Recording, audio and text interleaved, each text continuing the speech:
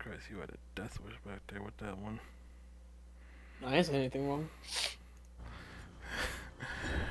Sure you didn't. You're a good boy, there's nothing wrong. See, this is why I can't be a content creator. Hey, why does it still say waiting for the stream to start, YouTube? There we go. There we go. I completely forgot what I was even gonna say.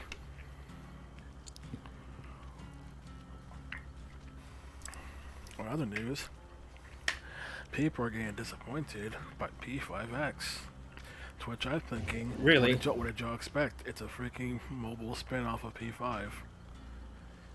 I apparently expected some big, lavish narrative, and so far it's just we're doing P5 again, but slightly different. And it's like, what do y'all expect?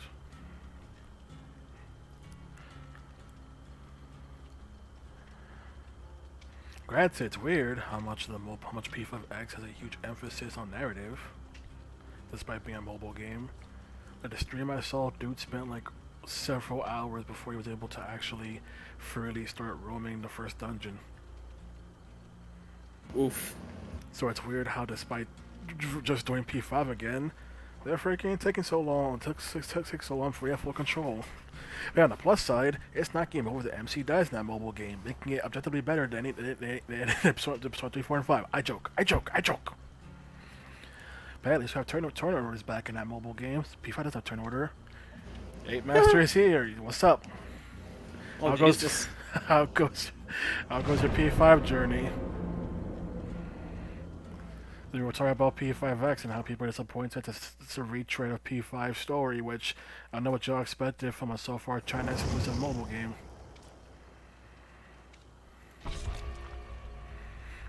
I effing hate this game. Not really, but God, where on the doll did P5 punch you?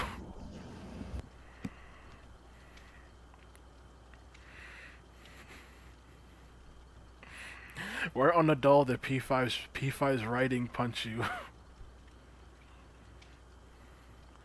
I'm at Size Palace and goddamn does our music slap. Most people think that. The downside is it'll be the one track you'll hear for the entire palace, while every palace generally has 2 tracks. Yeah, her music is a fucking banger. I didn't mind the repetition. Yeah, you also played Royal where they freaking cut down the length of the palace.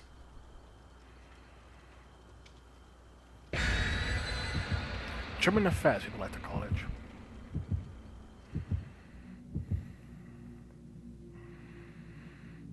Also, find there's also unused scenes from Size Palace that there's full voice acting for on the game in the game's disc. Well,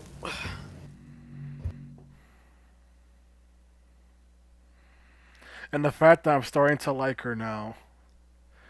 Oh no, you're comparing to the internet and how they want a Mamoru side, but they can't. Or else some people say that they Mamoru Makoto for the fact that they can't date Sai.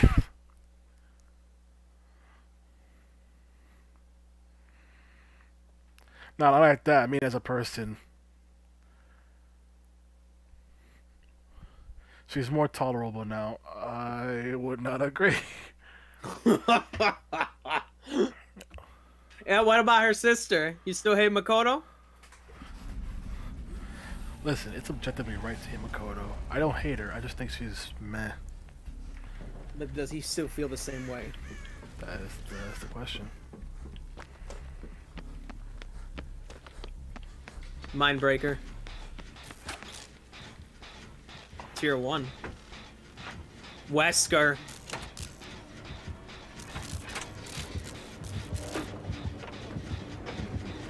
Woo! Okay. Oh, okay. Is that what it's like? Yes. Is that what it's like to be on the other end? To me, it looked like you made the palette, but I guess behavior said no, you didn't. I look like to me I made the palette. Also sloppy butchers.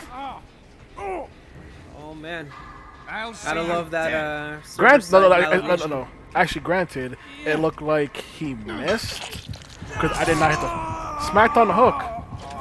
All right. Good to see the trend is continuing. Because if you notice my username, it's because I played this game earlier to get a feel of how the event has going. And it's been a mixed bag. And I've experienced that exact same shit earlier with a Ghostface that was slapping on hooks, shaking no and BMing. Though for some weird reason, he let me go. It's been a mixed bag today. And I felt my username change was appropriate. Because I swear to God, it's always these events that bring out the fucking cave dwellers. Always. Okay, 8 Master question. How do you feel? Oh, Boots Circle Feelings here. Nice. Okay, 8 Master, how do you feel about? So how you feel about the cast currently? Wait, did he ever answer if he still likes Makoto or not?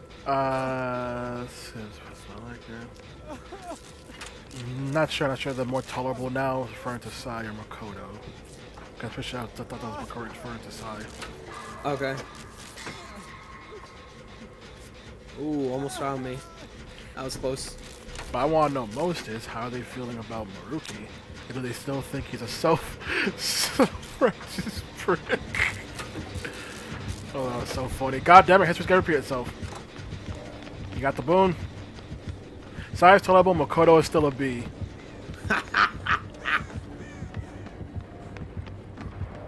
Oh great, now I'm hindered.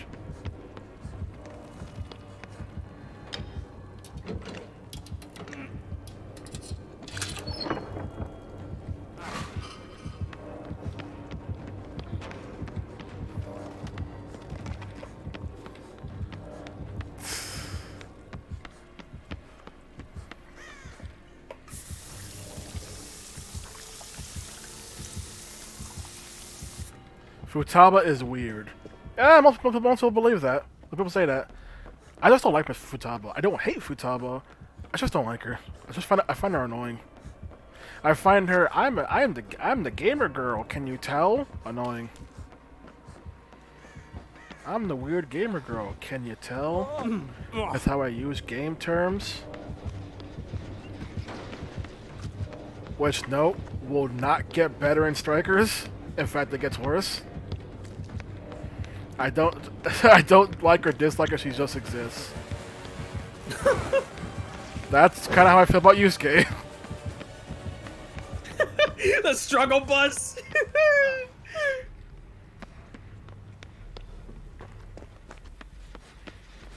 No, Gen's up popped yet. I'm almost done with mine. So yeah, how's your opinion on Maruki and Katsumi, aka the royal characters? Also, Josei's also a royal character, but he's barely a character, so no one talks about him. So it's mostly on Maruki and Kasumi. Yusuke is really on the struggle bus, LMAO. Alpha, Whisker saw me. He's coming. He's coming.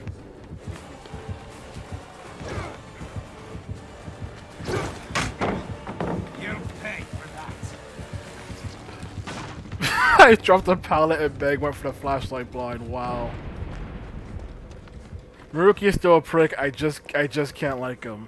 Still gotta do a social link. You want that? You want that new story? He seems fake. I have, but ugh. Also, I've been doing Akechi social link. Akechi social link used to be automatic in vanilla, but in Royal, you know, it's not. It's now an actual social link, but it's still optional.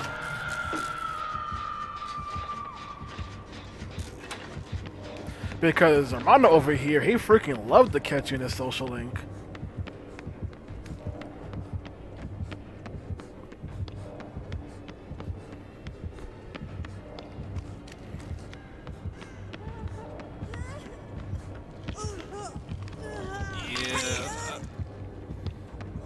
Here.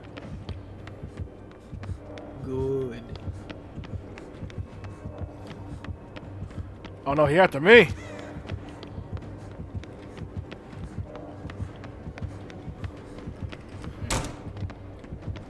Oh no, Wesker, make a choice. Your choice game pod dropped. You didn't make that choice, but it is your life now. How's your opinion on Ryuji and Morgana changed? Akechi's cool.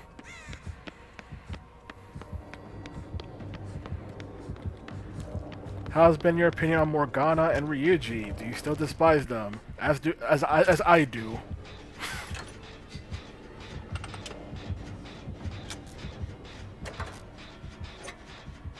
He left me.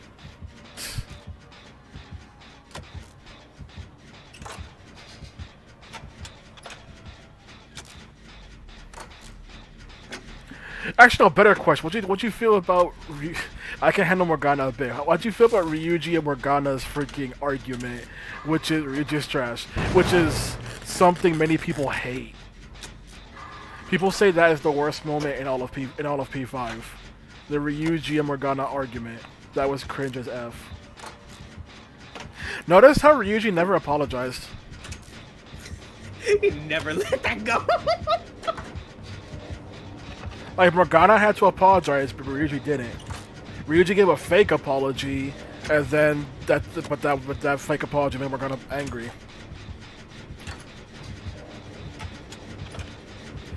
It's also like when Ryuji got caught by Makoto on the recording.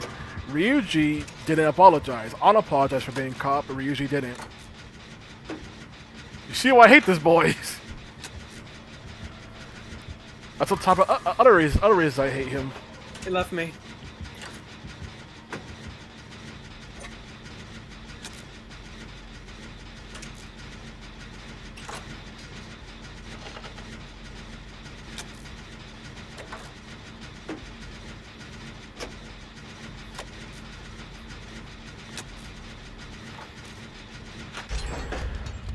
So if any of the palace arcs been to your liking so far now? Also, that weird kid at the arcade is funny. Oh, Shinji. Yeah, I actually really like Shinji since he's also Social Link.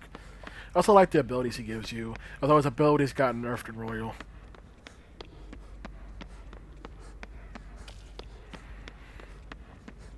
To be specific, some of his abilities got nerfed in Royal due to how they redesign guns.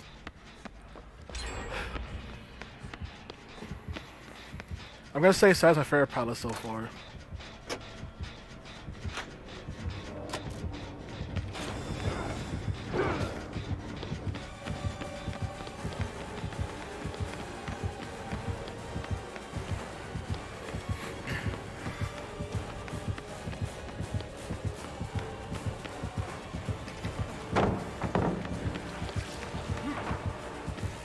It's so clear she was gonna be a villain later. Let me just say that.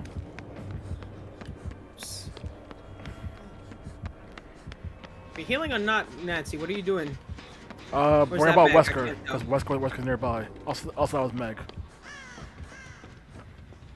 Yeah, what makes you say that she was gonna be a villain?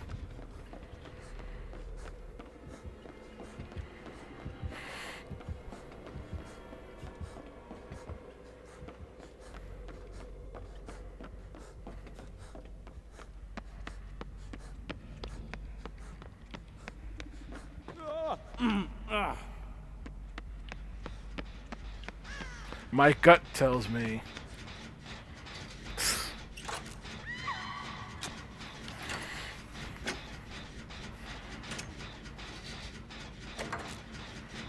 That's gonna be on Hook. I need to unhook her. I need to unhook her for a challenge. No one get her. I call her dibs. I call her Meg is near her. God damn it. Near her.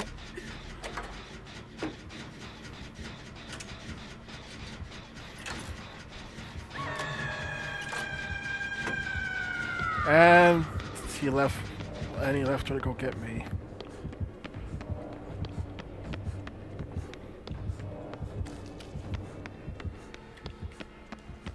No, Meg, don't do it! You did it, Armando. I thought I had to beat up Meg, and then you did it.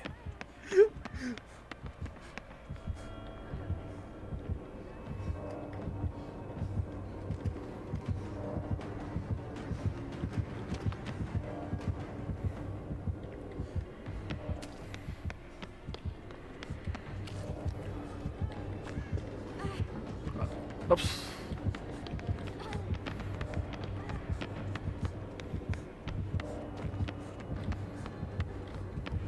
Ooh, you got smacked by Wesker.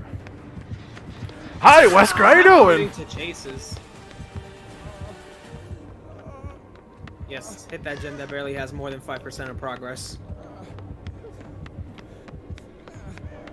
Gen hit to gen hit, okay?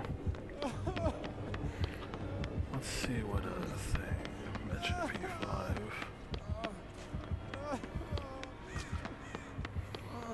Oh yeah, have you been enjoying the hangout scenes with the party? You know, like the fireworks festival, or when you freaking went to that one festival and know what the girls to know, and stuff like that. Those two examples, like, he snuffed the broom while I was healing myself, god damn it.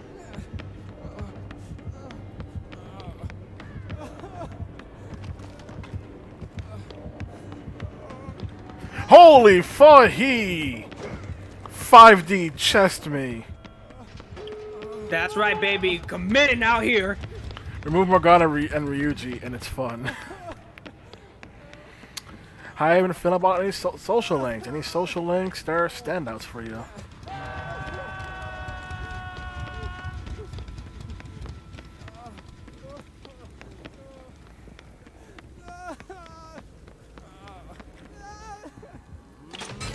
Damn it, he saw me. Makoto's social link. You like Makoto's social link? Because this dude molded at the freaking social stat requirement. And it changed his perception of how he saw Makoto. And not in a good way. Ooh, I hear the exit near me. Yeah, that's good. That's good for you. I'm being chased.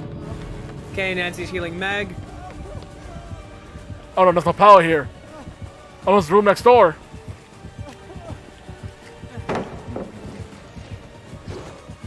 Not him actually vaulting a pallet. What kind of Wesker does that?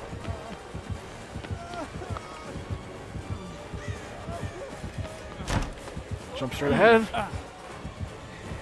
Jump through here. Nope. Oh god. Nope.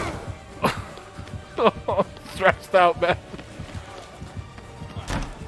Guys, wait. Don't leave yet. I'm getting stressed out as he's chasing me. Someone effing do something, please. He got Get me. these two to heal me. Yeah, you're so far away from this exit. Gonna see if I can open the one near you. And there goes Nancy and Meg just sitting at the exit gate. Great teammates. Love it.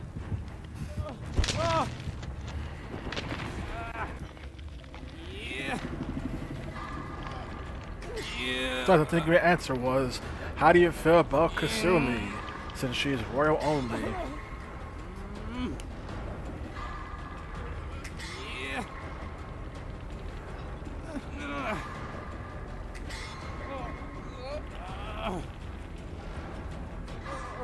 Okay, we're gonna have to try to rush to the other exit, because he's the proxy in this one. Oh, he's at that one. We might have time then. I Let me see if I can open this one. Okay, so then you do it. What the fuck, Nancy? What the hell? You guys were at the exit. How the fuck did that happen?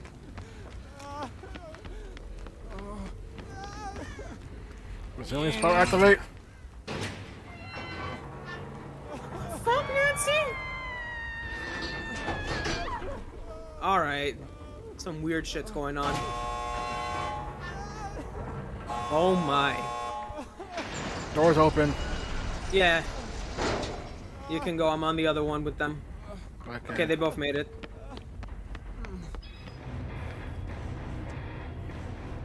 Wesker just fucking ran past me.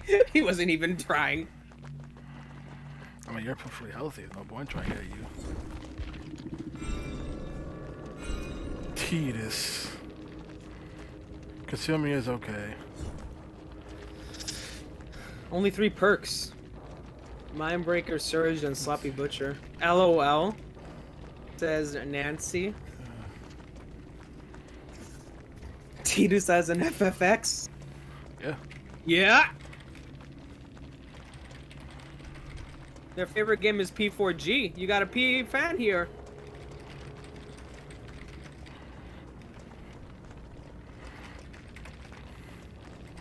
Double face. Uh,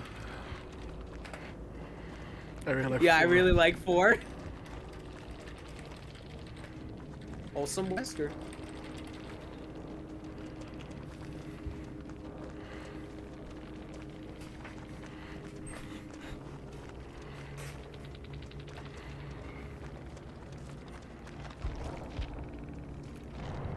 That was nice.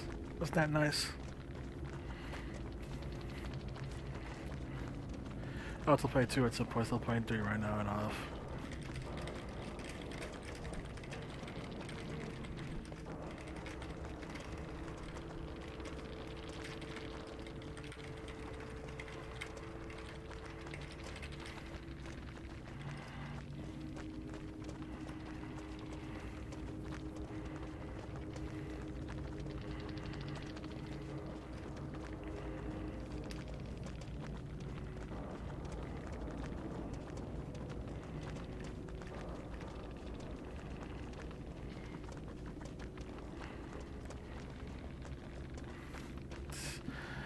Okay, so Kasumi's okay. You've been doing Kasumi Social Link, or have you just been not? Because I can understand not doing it, because it's her social Kasumi Social Link is so boring. I have. Alright.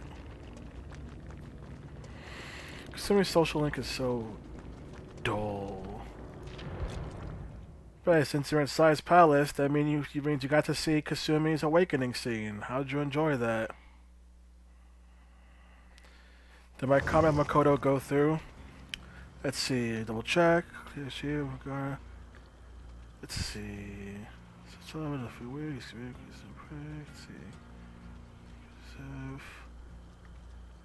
You said that you said you did. You said you were doing Makoto's Social Link, I believe.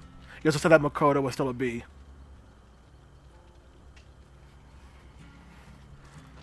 Those are the things I got. You said Makoto was still a B, but that you were doing her Social Link.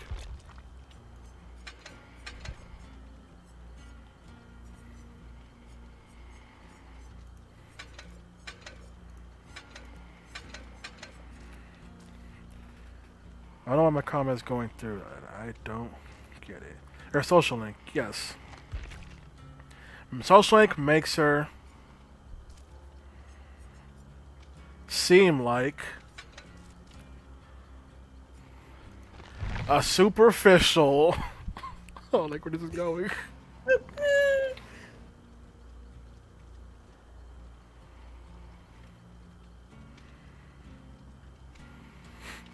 Her Social Link makes her seem like a superficial B-word. Welcome! Welcome! Now the second person I've seen that says makes her seem like a superficial B-word. Is it because she requires max charm? Good luck, have fun in your games. Thank you. Yes. Thank you, P4 Blinn. Good luck. Good luck in your games as well. Somebody playing the game.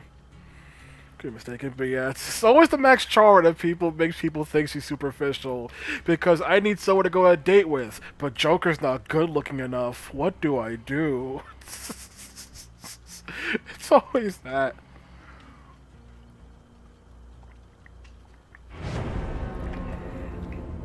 Like, I never once took into account what a social stat said about a character, we'll be honest.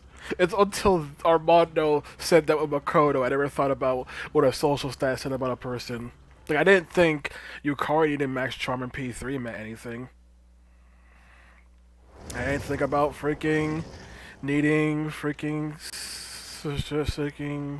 what was it? I can't remember what social stats for P4, because P4 had social stats all over the place. But yeah, I didn't think about what social stats meant for. I will say Haru is kind of cute. A lot of people do say that. Is that who you're going for? Wow.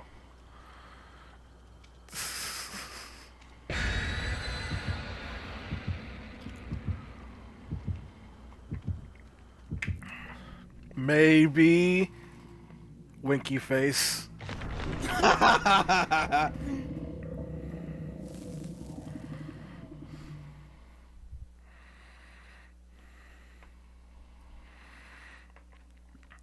Well, here's a question. How do you feel about the fact that social links in P5, even the non-party member ones, give you abilities?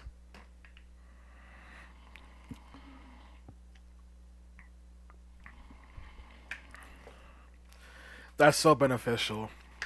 I also feel like it also influences how people do social links. Like, Oya is generally seen as one of the worst social links solely because her abilities aren't that good. That church girl is word AF. Dude, I remember when we played P5, he said Parmano said he didn't want to do Kawakami because she was cringe, and then said let's go see Hifumi. I said man calls Kawakami cringe, and then says to go see Hifumi. Like you can't say that. But yeah, Fumi is a fan favorite, and I'm gonna say something right now before anyone tells you otherwise. People say Hifumi was meant to be a phantom thief. She was not. The story is Makoto had a different design originally. That design later got repurposed and altered into Hifumi. She seems bland to BH. She is bland. But yeah, Hifumi's design is a scrapped design of Makoto. People keep saying Hifumi's supposed to be a phantom thief. That is not true. It is an unused design that they went, this still looks good, so let's use this design for a different character. In fact, Makoto's role was actually supposed to go to two characters. So Makoto's role in the party as like the brains and tactician was supposed to go to two people, but they decided to just combine the two characters. And that's where we got Makoto. That's like the fortune teller. A lot of people do. We commit to this gen. Billy? We commit to this gen. I commit to this gen. I committed. Go, use the pallet!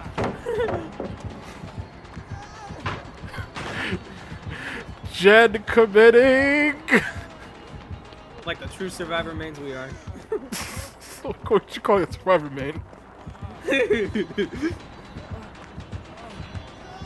Listen, man, that was a break from Killer. That was a break those months ago. Yeah. This man tried to mind game kicking a pallet. I like him. I like this hillbilly.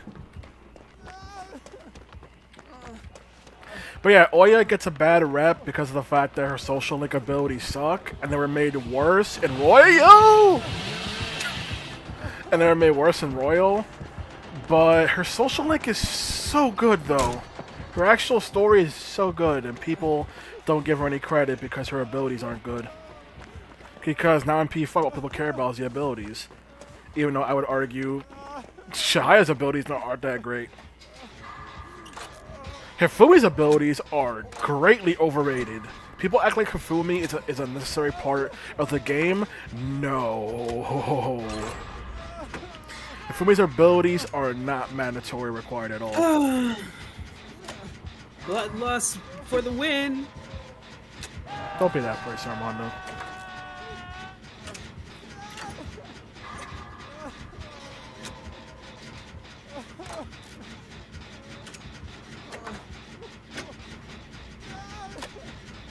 Looks like someone's coming for you. Now I can stay doing this gen. Gets over at 60%. Is that the drunk one? I don't like her. I kind of don't like her. Is it because she's drunk? Or is it because her abilities suck?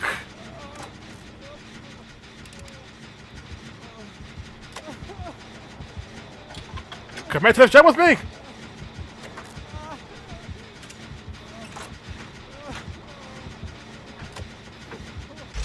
Now we run!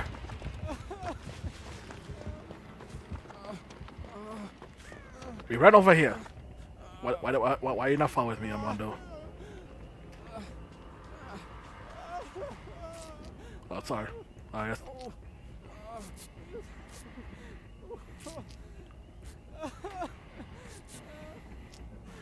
Both.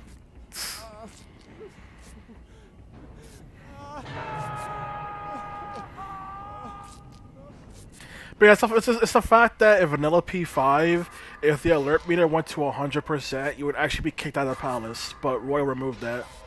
Also, she sounds like Yukiko. Same VA. That's the same actress.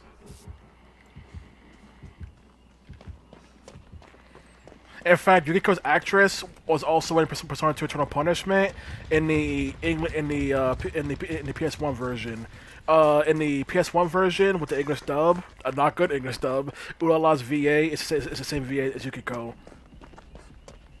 It's why I jokingly call Ulala drunk Yukiko, because basically you sounds like Yukiko with a more drunken slur.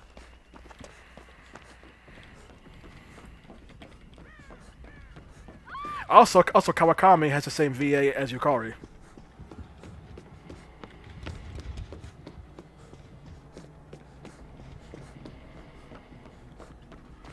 Let's see what else. And there's one I need to double check, but I believe that Yusuke's VA is also the same VA as. This is gonna be complicated. When the Persona 4 anime came out, halfway into the anime, Kanji's VA Troy Baker left. So Kanji's new VA, who you'll hear in like Ultimax, Persona Q, is Matt Mercer, and Matt Mercer plays Yusuke. What's happening with you guys? He was about to chainsaw me. I went into the locker. Nothing else I can do.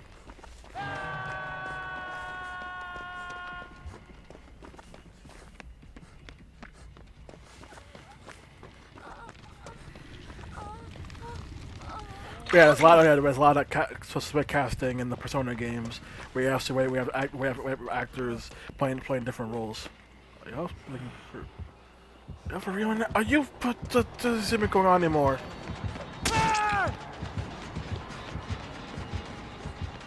Oh, it's freaking Dwight running out to me like I want a treat.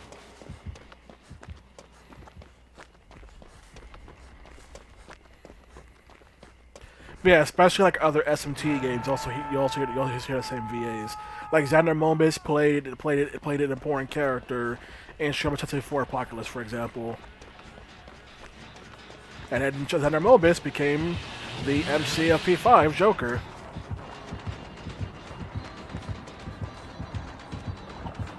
It's like how Yu Narukami in P4, voiced by Johnny Young Bosch. Adachi's English VA is also Johnny Young Bosch. So Johnny Young Bosch did not want and originally requested to be recasted when he was told he had to also play Adachi. But then they told him the main character doesn't talk, so it's fine. And then when the anime came out and he has to talk to Adachi, he was like, again, it can be recasted. Because he did not want he had to play the same character. That's so they don't play two characters talking to each other. It's like how Yuri Lowenthal plays Makoto in P3, but he also plays Yosuke in P4. And in fact, his performance as Yosuke in P4 was actually beloved by Japanese players. Good job, Dwight. Bruh. Good job, you. Was actually also beloved by Japanese fans.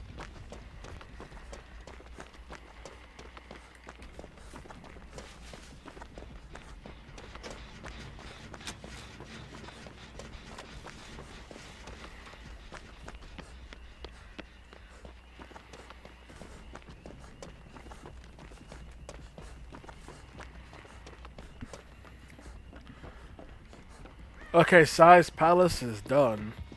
As in you scoured the tracks, as in you secured the route, or as in you beat the boss.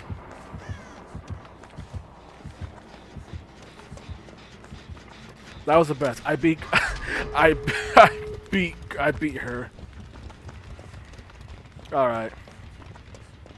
Nice. No way out. No way out. Oh, it should die fast. He never hooked you. He only has 3 stacks. Yeah, but still like what, 48 seconds? Yeah, I suppose. Where did he fuck off to? I don't know.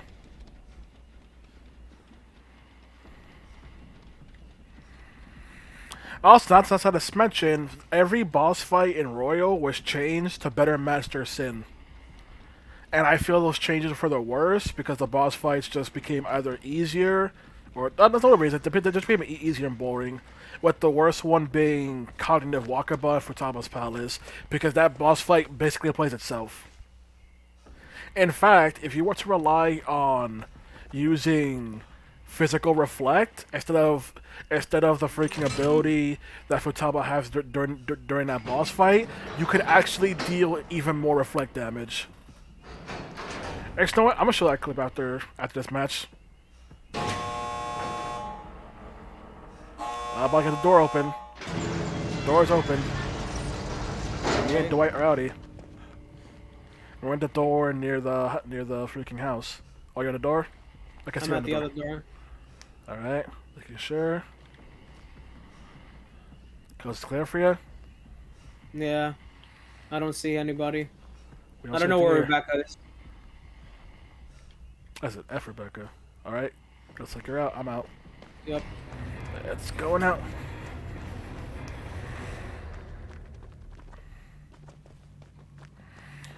Now, where the hell is Rebecca? RPC Looking for the hillbilly, possibly? Oh, no, She's at at an exit. exit. Okay. Oh, don't know what happened there. GG. Noed, agitation, scorch hook, no way out. My dude just fucked off. I'll rip.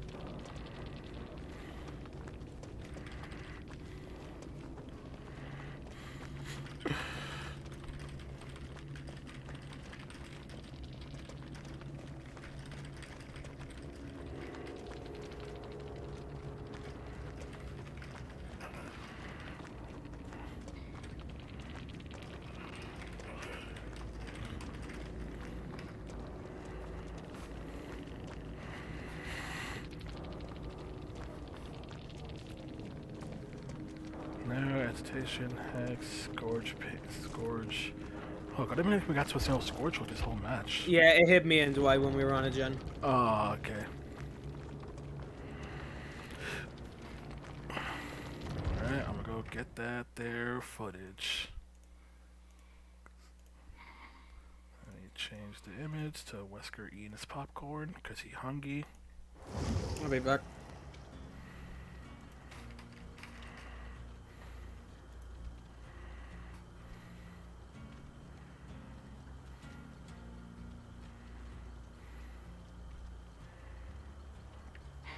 Let's see.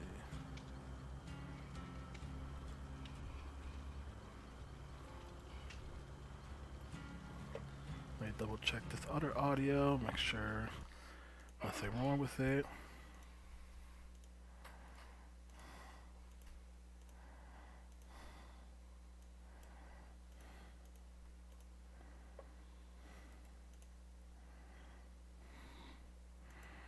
There we go.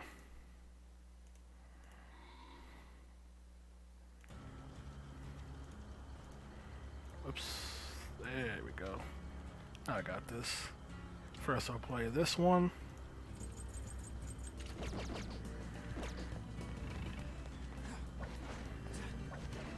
That's right, wear the goat's outfit. Jesus Christ, get rid of with that. Huh? Spooked the hell out of me with that. Oh, I'm sorry. You just went dead silent to, that's right, wear the goat's outfit. Our contest is due with dead silent for the past 40 minutes, and then no one hit me with a wear the goat's outfit jump scare. There! Now steal it!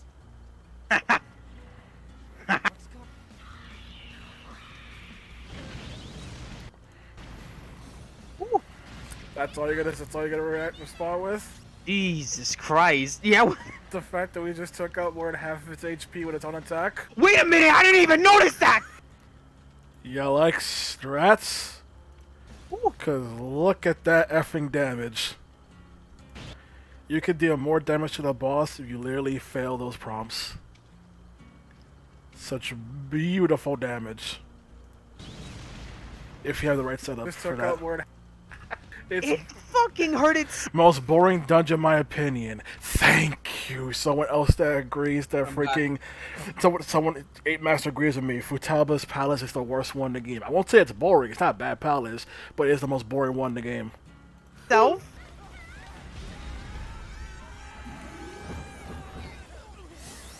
Just don't think about it. I don't like that. No one I likes that. don't like that. You could not have made that any other different. Motherfuckers, they were self-aware what the fuck they were doing. Let's go get him. Well, he finds out our identity. Oh well. We have a reputation of hold up being a stealthy, but a stealthiest family. We ain't stealthy. Never been caught by anyone. Contest anytime of so. Oh, I still remind me of that. Too bad. I'm almost reminded. But context every single time.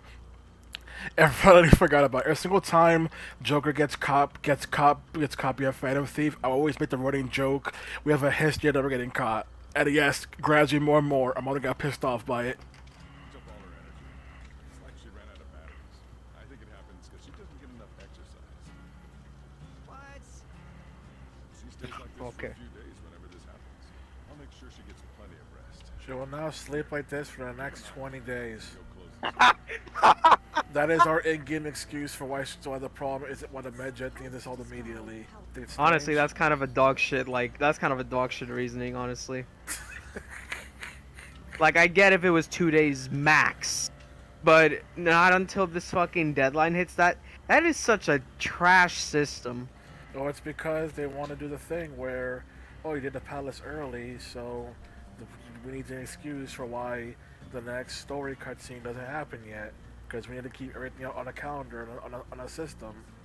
So because of that, freaking we need an excuse. Hence why for Kamoshida, it's, oh, he's not at school for whatever reason. Oh, Madarame has just not been doing much.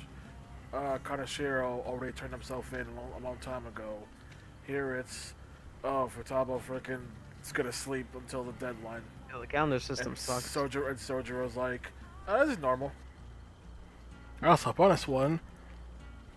Hey, You. hey, my bro, what's up? Let's talk about justice. Welcome, Akechi. Welcome. Make yourself at home. Mi casa es tu casa. Same in your house. I don't give up. You wanna see my video game collection? I got all of 2.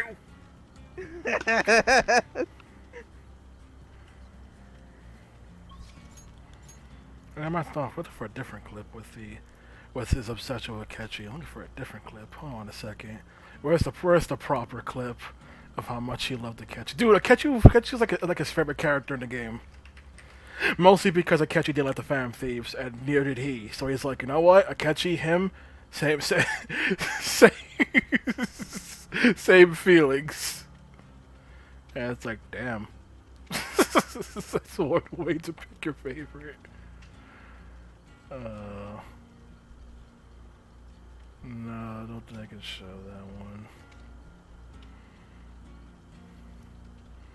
No, I said find a different one. Nope, can't think I can show that one. That one might have other spoilers in it. Let me double check it. Let's see this one.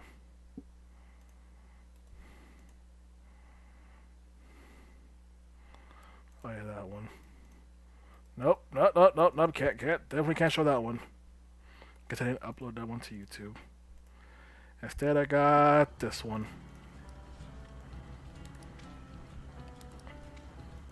Oh, finally, he's back so we can fucking rank him up too. Can you ready up while we wait? Alright. Let's go check for the I don't have accounts in Persona. Oh, right, right, front of the Twitch screens, my bad. Rank him up too. I don't have accounts in Persona on me. Welcome. Ah, yes. I'm sorry. Not yet. Jesus Christ, guy. I'm on a time schedule here. What the fuck? It'll be fine. I want to see this goddamn third semester. This motherfucker's like, no, I don't feel like talking now. Come on. Alright, who's we ranking up? You show up, but I'm not there? And that is your excuse for how Futaba was able to talk to Maruki. I know he better fucking talk to me when we get back. School trip is finally coming to a close. Hey, Send that card. The cat really went. There's 21 days left. You gonna send it yet? Now you wanna fucking chat? No, you could fucking wait. Let's finish this. Oh, my ears. I'm sorry. For context, every single time Maruki was available before that point, this dude immediately wanted us to beeline to Maruki. But once that one point where he started getting pissed off by the mandatory break in Maruki's social link, he went for, he saw an example, he just went, well, now you want to talk? No, you can effing wait. Yeah, it's like, damn. That's kind of harsh. Yeah, perfectly timed, just kind of to a match. Boosted pumpkin.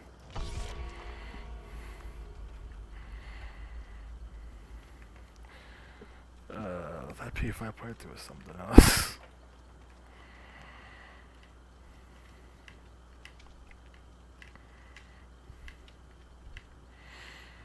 Also, I would say, how'd you feel about Shadow Akumura? Because they're using DLC personas. So, that means you didn't get the I'm gonna put challenge or quotation marks because many people complain about Shadow Akumura being unfair and too hard. It's really not. It's just the fact that people don't think. So they say, oh, turn it to very easy mode or use DLC personas to cheese it. It's like the boss fight's not hard. People just don't use their don't think. We're going to McMillan. Ooh, I wonder if the killer sense is there.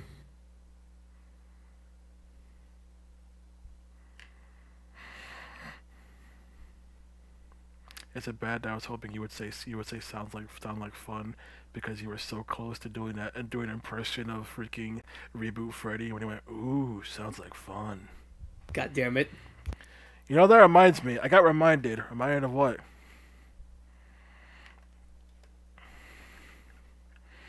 What game do you want to play next? F you. Ooh, sounds like fun.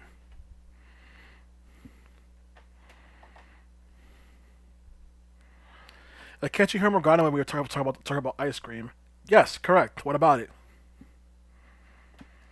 Also, it wasn't ice cream. It was pancakes. You're talking about pancakes.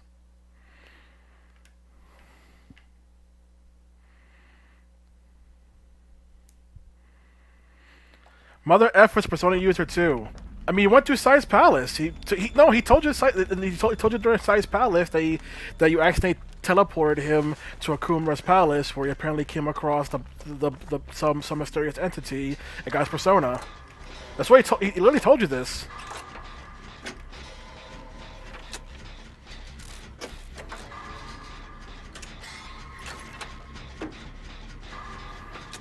Yeah, it was the killer that sent us here. Wonder who it is. Yeah, what's the problem? What's the problem here, Ape Master? He told you what happened. Myers, watch out, watch out! You say watch out as you then body block me to prevent me from running. I was trying to take a hit for you in case he was gonna grab you. I literally tried to run, but you kept me in place. Oh shit!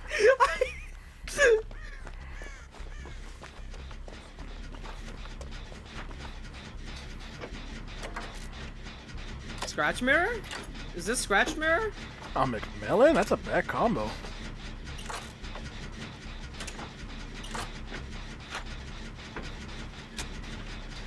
But yes, Akachi totally heard Morgana during that pancake scene.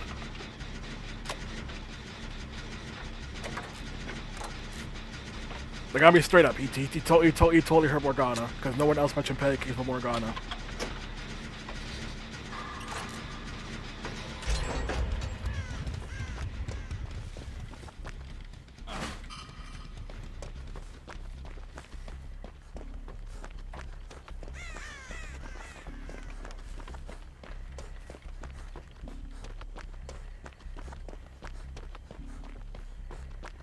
I've lost sight of Myers.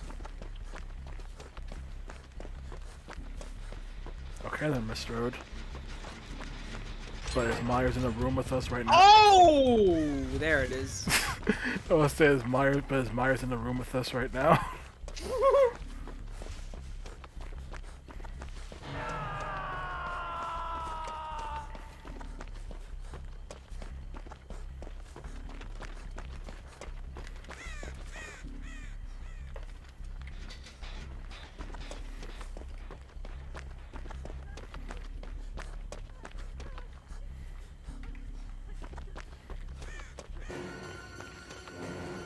Oops, I ran to some boxes. Wow, man, freaking civilian horror film.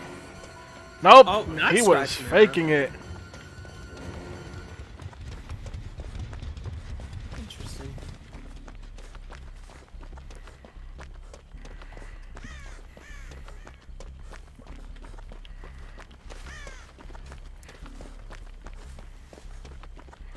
Also, something that you can't. That, whoops, what? Fucking hell. Okay, never mind. False alarm.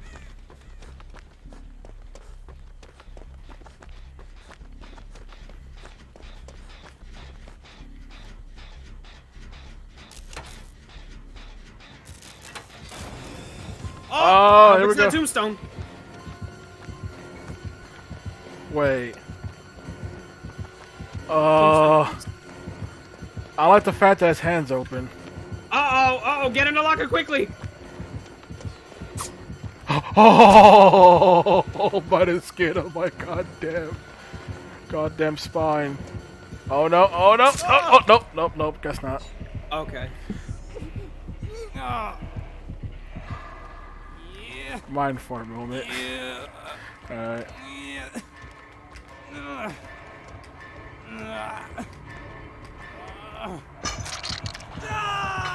Scorch hook.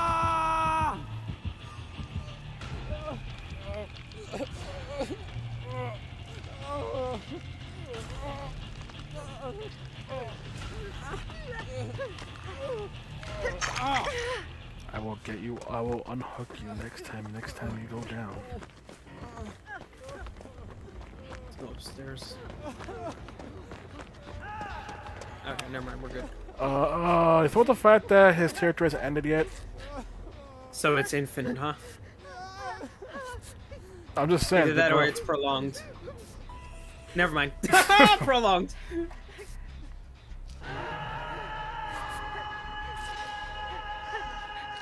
Barbecue or nurses, because he knows exactly where we're at. He's staring at us. Yep. Nurses 100%. Nurses calling. We're too close for barbecue. He's freaking sliced the air.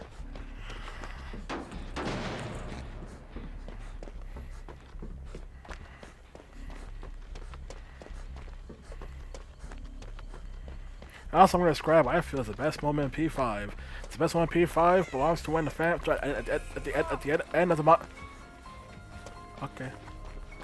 At the end of the Madarame arc, where the characters form this plan or end up steal the treasure, they have to work together with usually playing distraction, I'll work with security, you just gonna give it a signal, Joker on the lever, and Morgana actually grabbing the treasure. I feel that scene is the best moment in the entire game because it shows the families actually working together. You need to actually play a strategy or actually get the treasure. It actually was the only time in the entire game I feel like the party actually fight fam thieves. You need to fall off this heist. Sure, the fact that the treasure was fake and Morgana, who can sense treasure, didn't know it was a fake, pisses me off to no end. But that's a small blemish, I guess, to the best moment in the game. Useless treasure sensing cat. I know, if one ain't kept acting like that. It's why I feel the life will change moments basically don't do anything. Like, it hypes up its life will change time. Great. But all you do is fast travel to the boss room. It's not hype. Madarame one was hype because you're doing something. You're forming a plan. Every other time, it's just fast travel to the boss. That's it.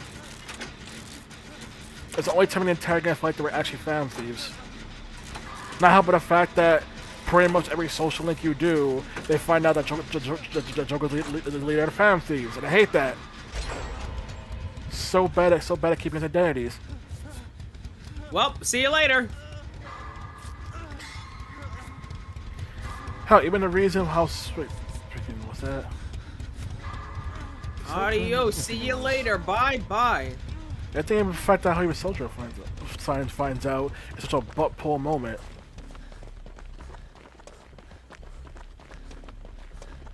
Oh, man, Myers going down the stairs. Uh-huh. You hit the air and that hits me. Sure thing behavior.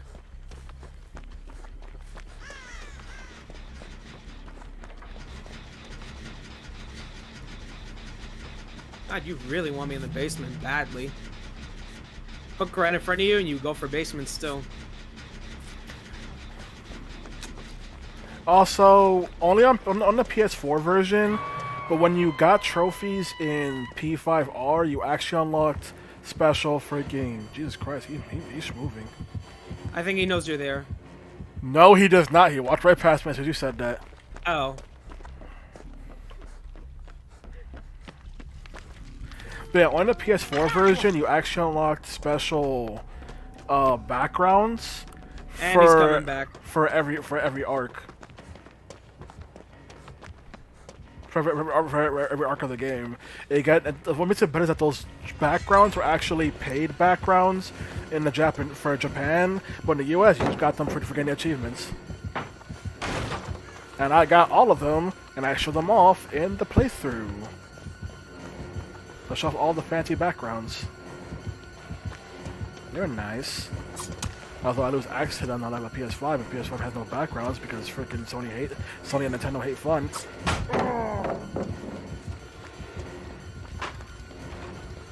Myers is trying. Probably waiting to pop tier 3 on you. Oh no, no! He's taking swing. He just misses. Oh. He barely missed a swing and then he ate a pallet. Tragic, man. That was all of us.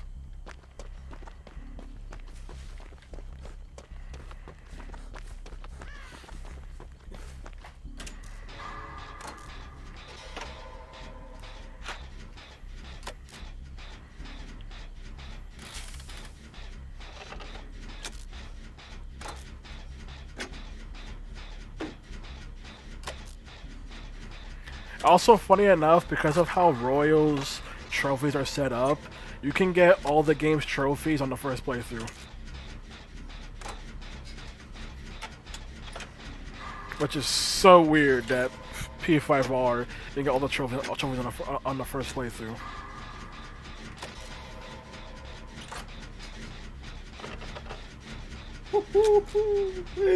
Now that was a skin by the teeth moment.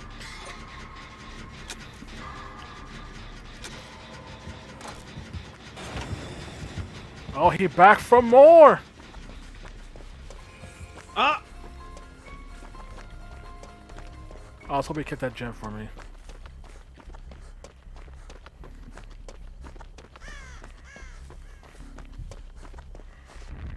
He kicked it!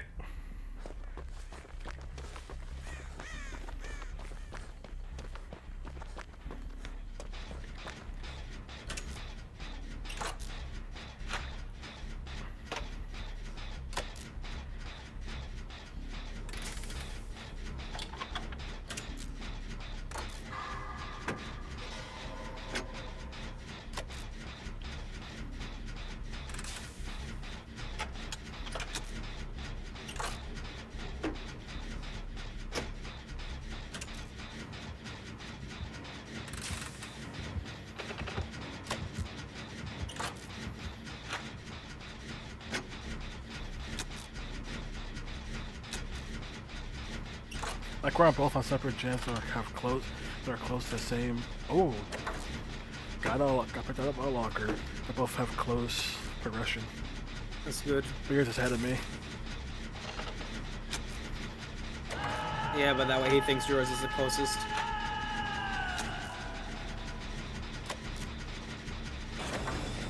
Fuck, he's coming to mine? Even if I commit, I'm not gonna make it in time, bruh. He missed and still hit me? Behavior, fix your fucking game!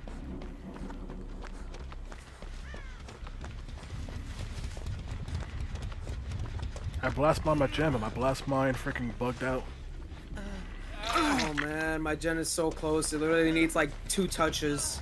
Yeah, I didn't go get you off the hook from a challenge.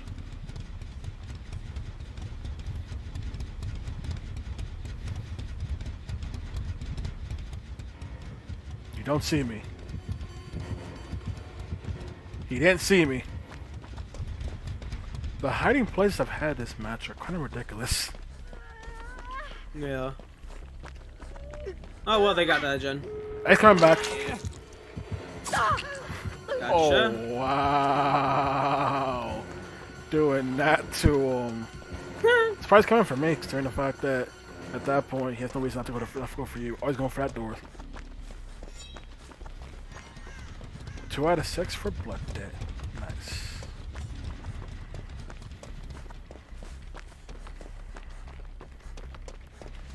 Also, considering the fact that it's 8 Master, considering the fact that you like Risei, how'd you enjoy the Risei Easter egg in P5?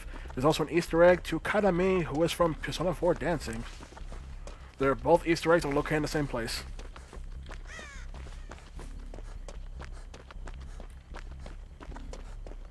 Hard eyes. Alright, we got this door open. I'm already here. But where's Leon? Getting chased. Oh god. Oh! Do you even need a tear thing at this point, Myers?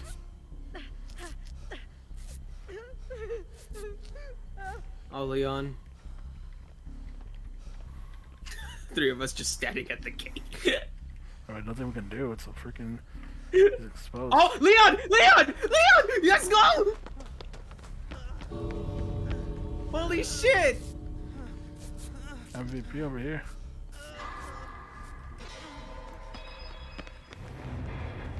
Other Jake, just go. Other Jake, just go. Don't you dare attempt this. Whew.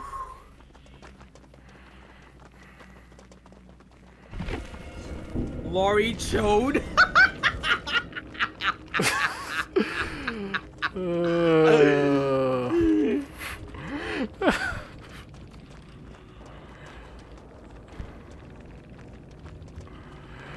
Uh,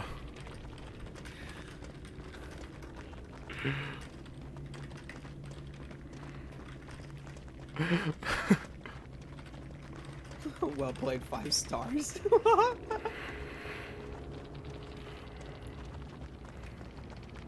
Thumbs up, my dude. 4.5. 4.5. Oh, what? Nah, everyone getting props that match.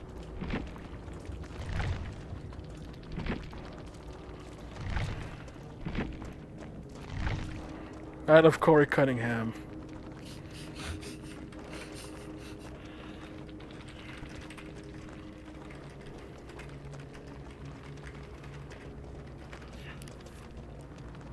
Oh! Corey is censored.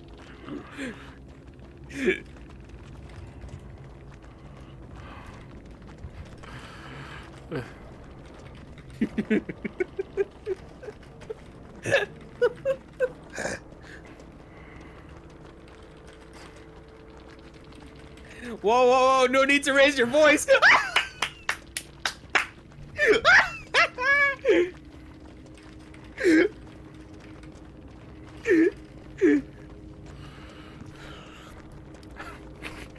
Oh, man. Get tucked.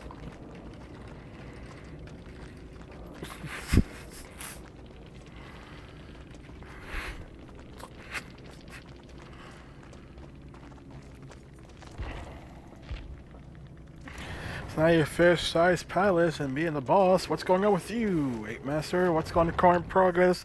Having after defeated Shadow Sage. And doing things quote-unquote fair and square, as she likes to put it. I need to get the unhook 4 more times for this challenge.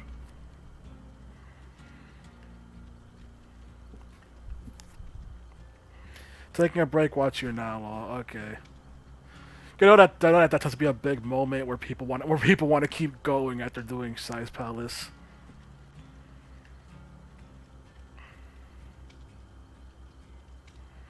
There's usually a point where people are like, no stop, must keep going. Big moment.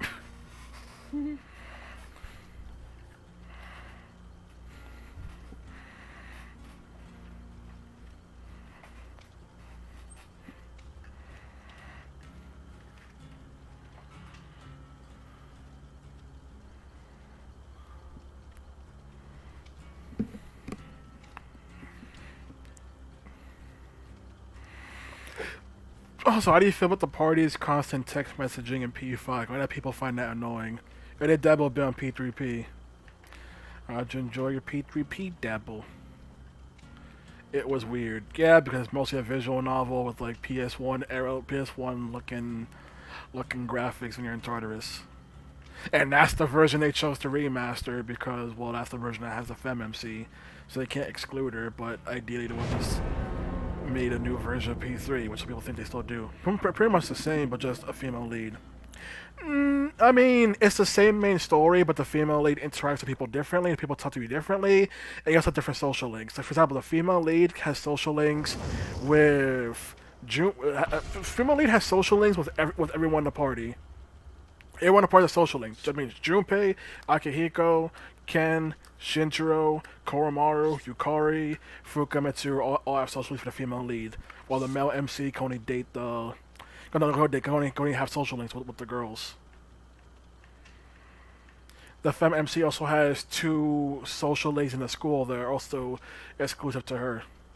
Also, you come P3. That's weird as F. Yes, they added in that cameo. Yeah, added the Yukiko cameo in P3P. They also added in a cameo from the freaking teacher and from the freaking Cougar teacher in P4 as a cameo.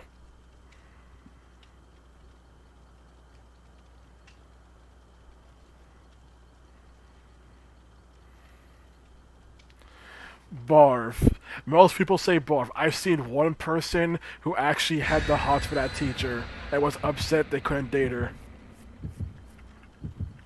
I've seen one streamer by the name of HMK who was upset he couldn't date her, and the chat was like, "What's wrong with you?" And he's like, "You don't understand. Mature women."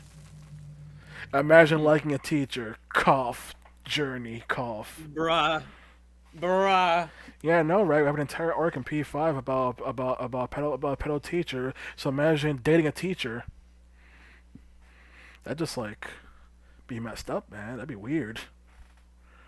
Yes, many people mention pretty much on the fact that it's weird how you have the Kamoshida arc, but you can date Kawakami, or you have the Kamoshida arc, and then On has to pretend to get naked for Yusuke for the new painting.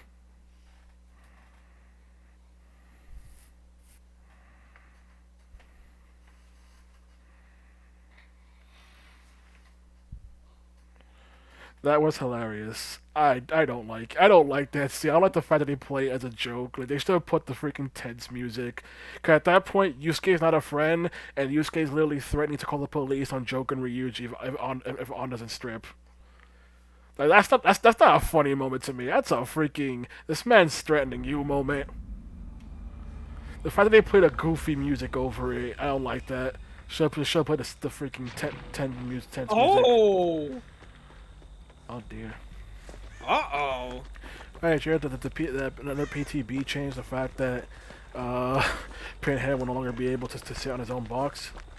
Oh. Yeah. If Pinhead is on top of the box more than 5 seconds, the box teleports. Wow, no teleporting. Oh, I don't teleport that often. Only when I'm desperate, can't find anyone do I teleport. Hell Priest outfit, Pinhead, nice.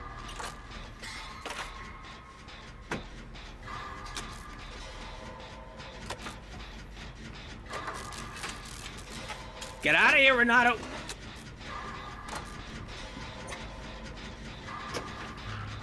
Also, how'd you enjoy the darts minigame that was added to Royal, and you should totally do for your party members because it increases their baton pass level. Wait, use the DLC percent. God damn it, keep forgetting that fact. Keep forgetting you're literally cheating the game. So you don't really need the gameplay tips. This joke's almost close to popping.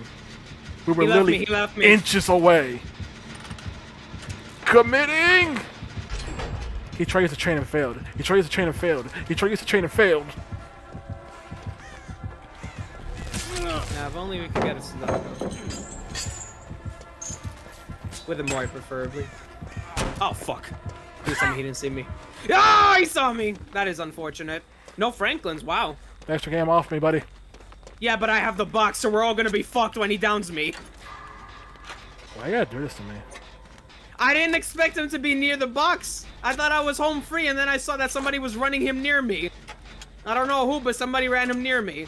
Now we're all dead. I was there, getting chased by him, you a-hole. I didn't know that.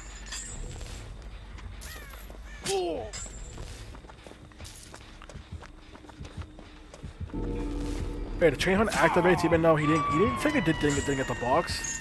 It counts even though he grabbed me from the locker. What the fuck is he doing? What's that? That's trying to look for me because I was nearby, getting hooked by chains, thanks to you.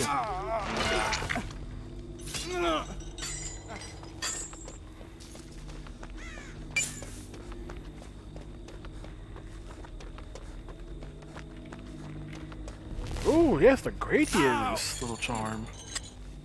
What is that? It's a shmup from Konami. In order to get it, you would one need a Silent Hill chapter, and two, you then need to input the Konami code. Oh. So that is a hidden one. That's why it's like nice. That's a hidden one. Alright, cool. Time to not solve the box because chains keep hitting me. And Meg brought him to me. Oh my fucking god.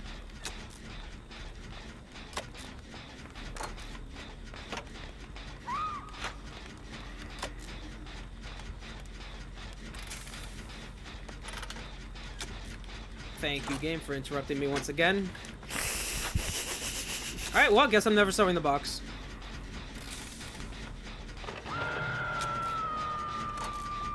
Holy fucking shit, man.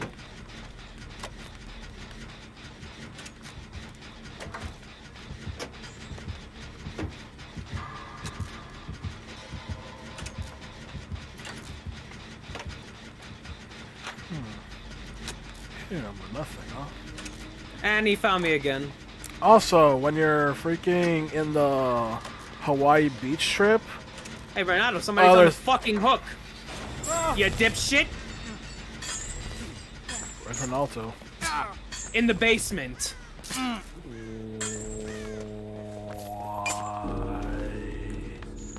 I was doing a jam and he was in the basement. And now he won in a locker. Baby Renato.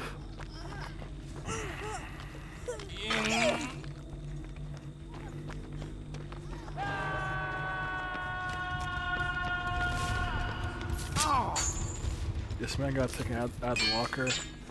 Yeah. Now he's killing himself on hook, isn't he? Yep.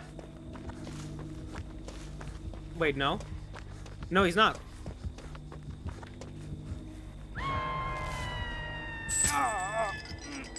Yeah, he's not killing himself. I really shouldn't be saving him, but I am. I think that's a mistake. I know it is.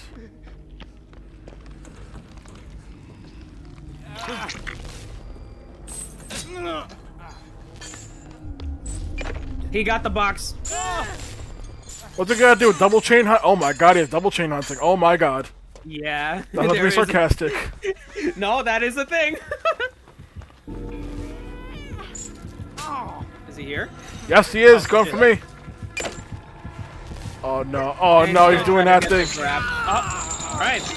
That works. And we're gonna tunnel too. Let's go. I mean, you're right there Only getting hit by 4 gens, chains. by the way.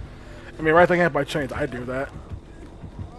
Thinking I also use Stabiffle, so I would definitely do that. Ugh.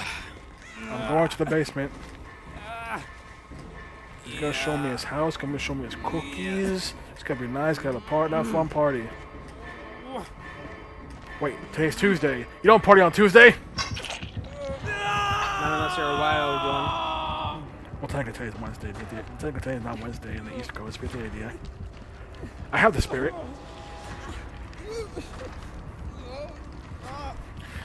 But back to the thing, but so much to start a stream. P5X. People seem to be getting their expectations for a freaking China-only mobile spin-off way too high. People keep expecting P5X to essentially be like a full mainline console quality Persona game. That's like it's a freaking gacha mobile game.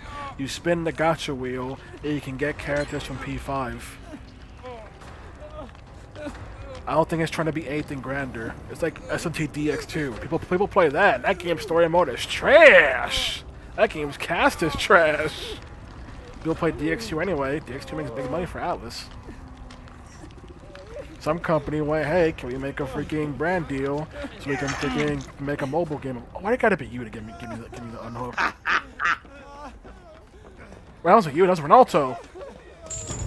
Oh, I'm running. now you fucking teleport! Oh, well, that wasn't me. First I thought that was you and went, oh, why'd you give me the underhook? You're on death hook. I was like, wait, no, that's... There it is! Oh, are you kidding me? Baby Renato, rest in peace. Oh.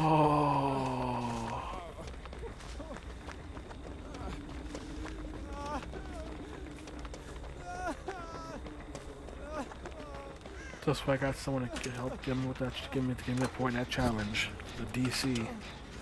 I can't unhook that.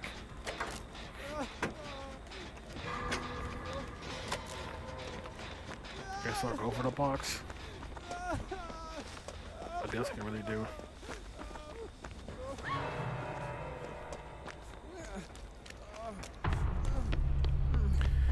This is why I find Pinhead boring as F. It's not. I mean, his match problem wasn't Pinhead. It was just freaking really bad luck, really.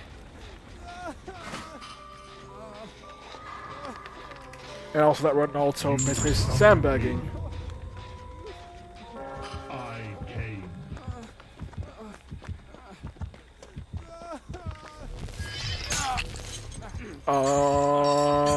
No. Oh, I made it.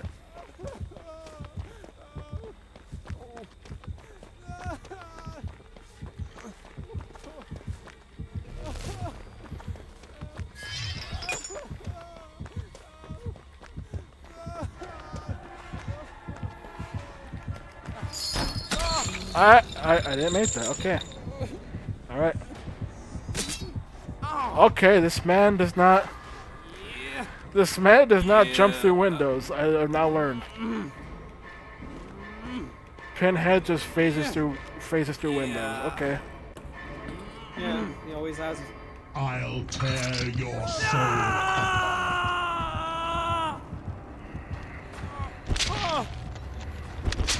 Man does not believe in windows. He goes through windows.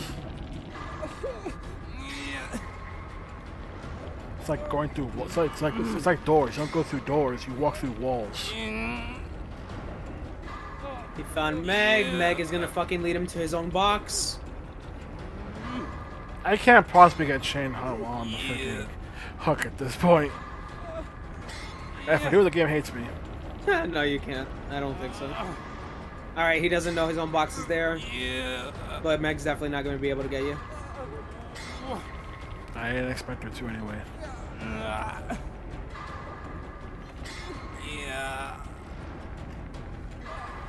Yeah.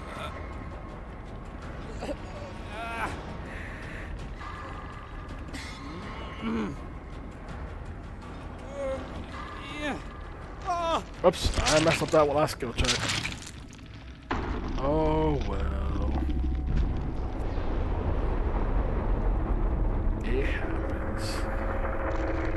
I'll tell you, some of these hits are like from fucking Mars.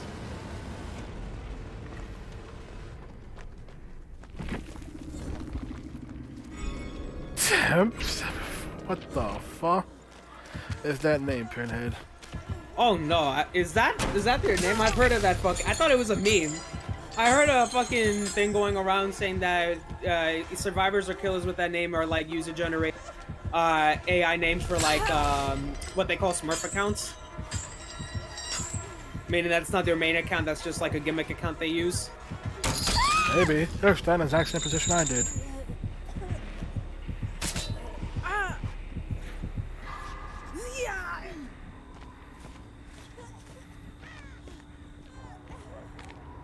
Jeez, now I'm struggling. Imagine smurfing. Like, bruh. Something a lot of people do. Yeah. I remember back in the day when I played Overwatch 1, a friend of mine had a Smurf account just for the sake of, playing with his friends who weren't high level like him.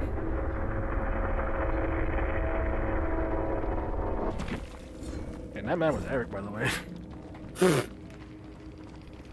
Surge, save the best for last. Call of Brian Corrupt.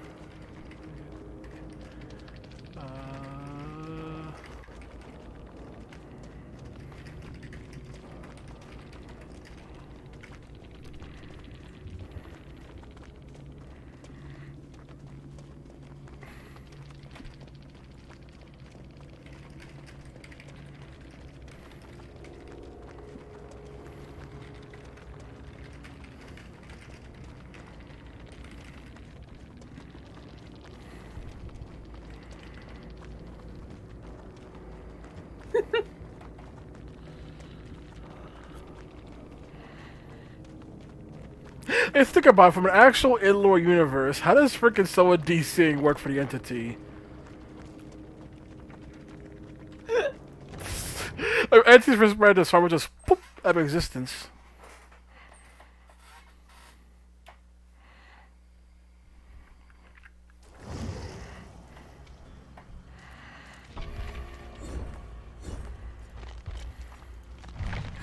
From Entity's perspective, just kind of poof. And it's like, oh, no more hope devouring for me. That's like, yeah, kinda be like that entity.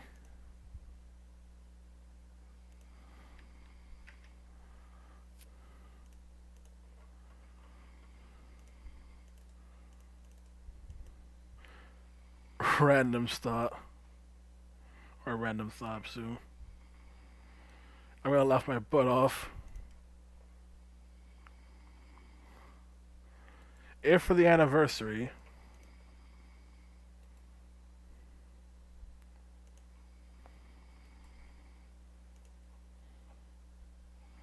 it's another RE chapter. Bruh, 3 times in a fucking row? Listen, man, desperate for money. I know! I know! None of which they used.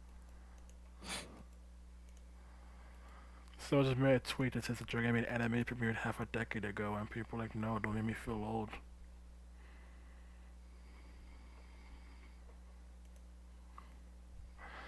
There's another freaking Resident Evil chapter. Who would even have it as the killer and survivors at this point? They're gonna be desperate enough to finally put the man the myth legend Billy.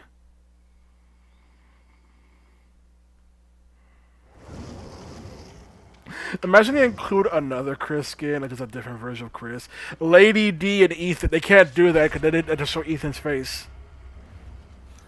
They can't do that, they had to show Ethan's face. And you know how Capcom loves never showing Ethan's face.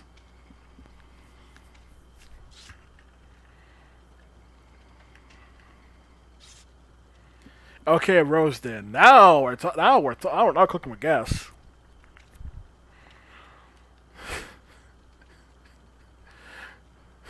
It'll just be just like the RE8 DLC. Despite the fact you have superpowers, you better get to actually use them. Give Felix the Ethan outfit.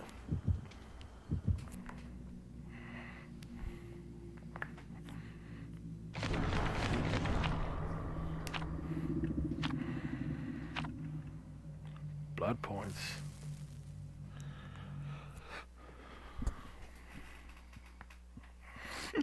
But yeah, they can't possibly be. Favorite can't possibly be that desperate.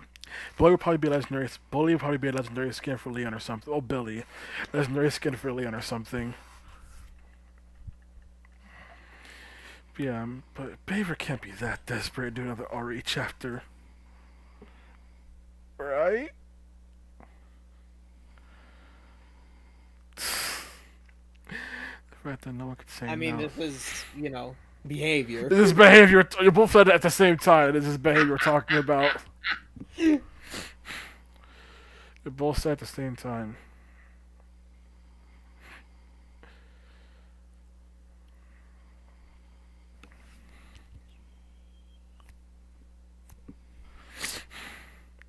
Or maybe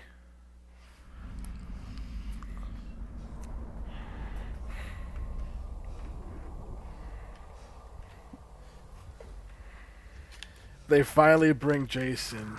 Oh man. See, now he's getting into fruition filming territory. Like Oh most people. no. Oh no, please. I've enjoyed so long without going against fucking Shitster, and now you put him against me again? Oh my fucking god. It's your favorite music genre. And he has a totem. He immediately pulled someone out of the locker.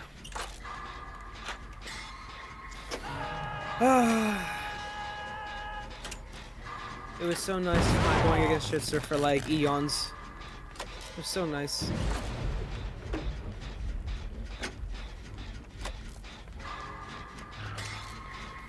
Listen, man, it's okay. Oh yeah. Use your words. I was using my words. Is someone bored for Leon? I was, but then Trickster kind of like anticipated me. Jane, Okay. please. Nope, Jane's being immersed. My God. Okay, I'm able to get him now. Because Trickster's going for me. Oh, he's lagging. Okay, he's not lagging anymore.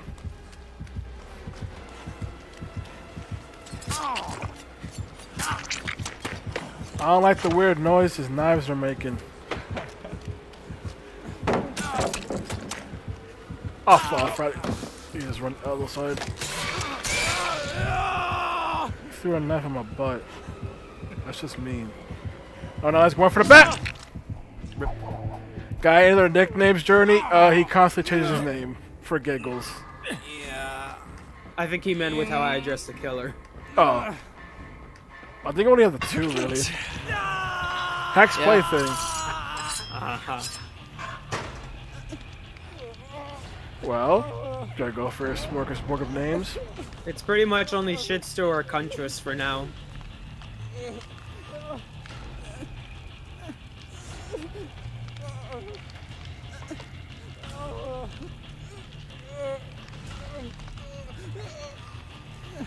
Speaking of Shitster. Oh, thanks, Leon.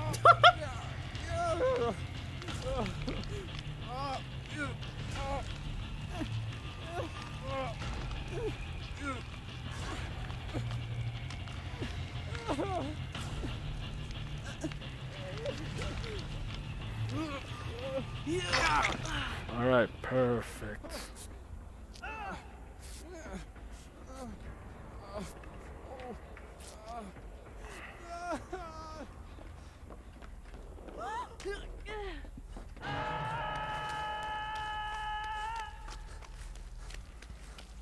Mood.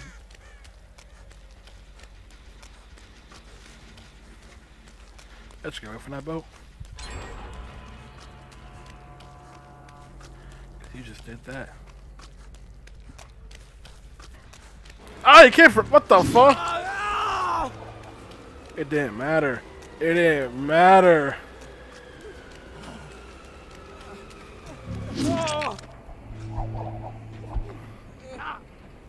Damn you, X.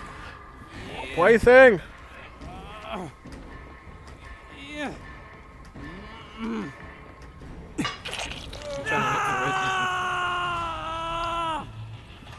Hey, what's up, Zero the Fool? X Zero the Fools. X Zero the Fool. X. X Zero the Folks. What's up?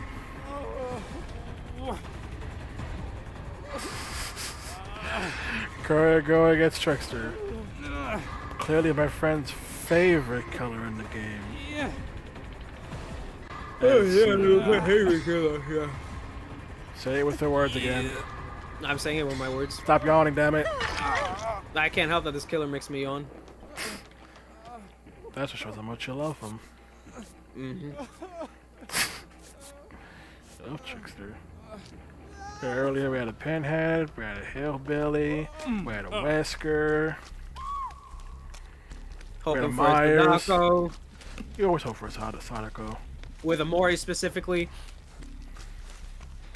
Listen, man, you're perfectly fine with being condemned.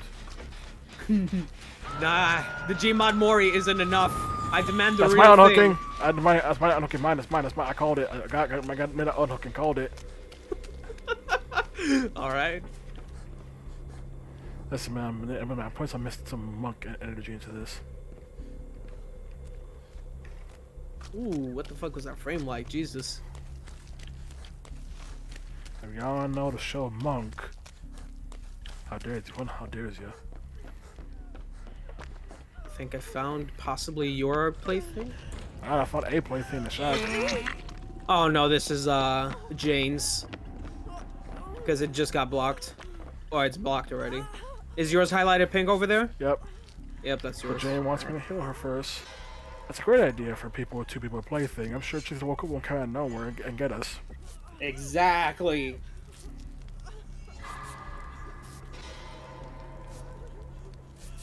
Wow. We lived through that. Hannah came back. Come get me.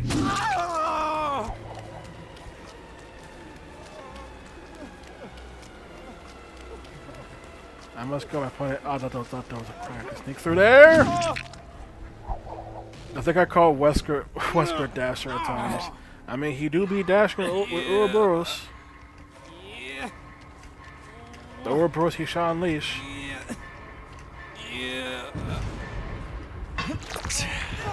Speaking of which, people are saying that we're totes definitely going to be getting an RE5 remake. Which I'd be down for. Just gotta keep Sheva, keeping the co-op. Ouroboros. Who the hell calls it Ouroboros? I want names.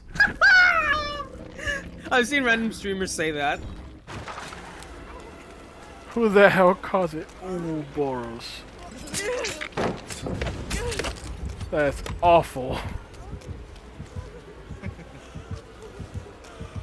See, but that begs the question: if they're actually going to do 5, are they going to do 6? I don't know. Normal people said that they thought that they were going to do 5 to begin with because Capcom. Pentimento. God.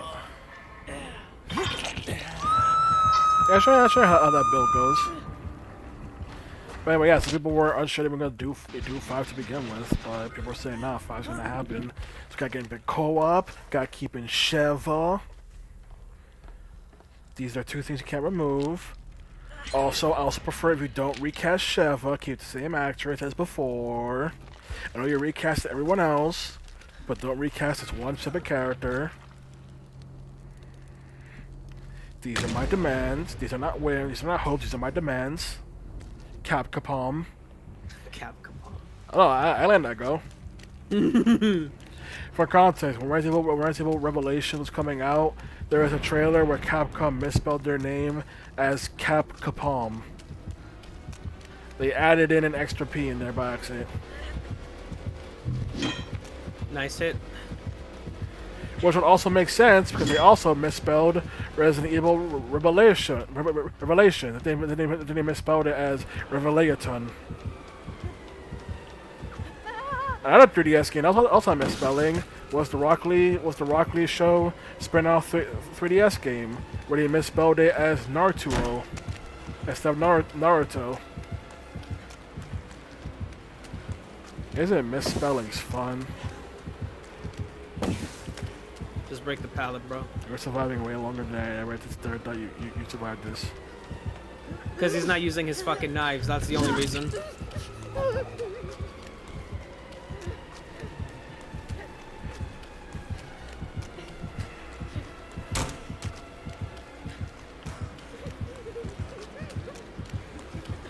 Shit. Ugh.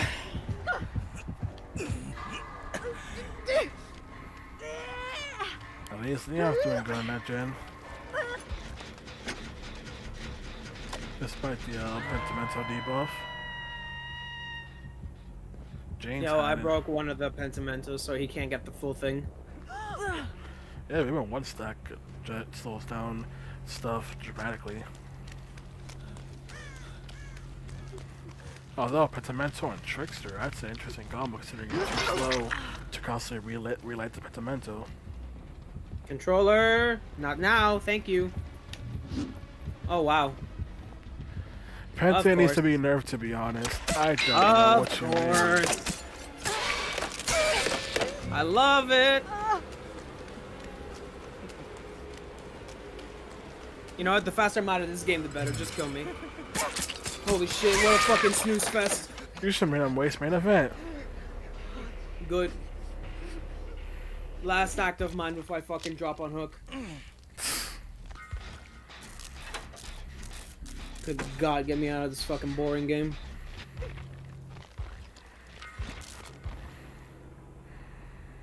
Is he coming back? I know that feel. Listen, man, when I first started playing DBD and we had our first ever match against the pig, this man, another friend, immediately DC'd. No hesitation with those two. And I was like, what's wrong about the pig?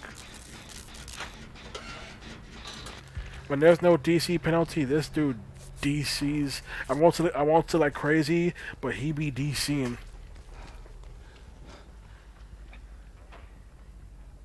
I remember one match, him, another friend, and a solo all DC'd and left me alone with a leather face. I miss the no DC penalty days. Yeah, I'm sure people do. Holy fucking God, just hook me. I still wish people got more points for DCs. Slash DCs to actually count as kills. Holy fucking shit, you fucking boring motherfucker, just fucking hook me. Any more stuff you want to say, Arnold Schwarzenegger? Thank God. Also, I don't recall Arnie saying F so many times. Doesn't matter. What movie was that?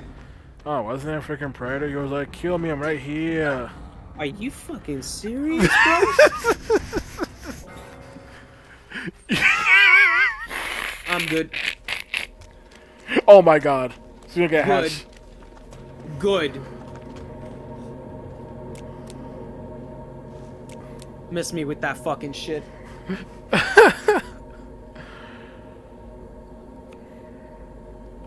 Jane's trying to debag on him, but Trix doesn't even know where she's at.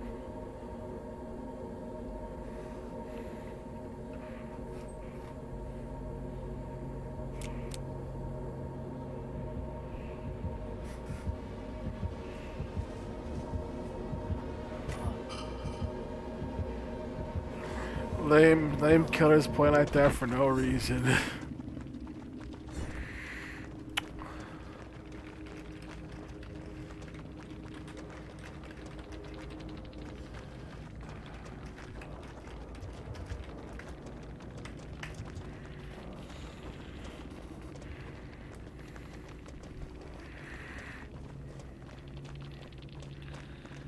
Yeah, come straight for it. Yeah, it was interesting finale. Deadlock, Pentimento, Ruin, and Plaything. I know why your DC would have gotten you.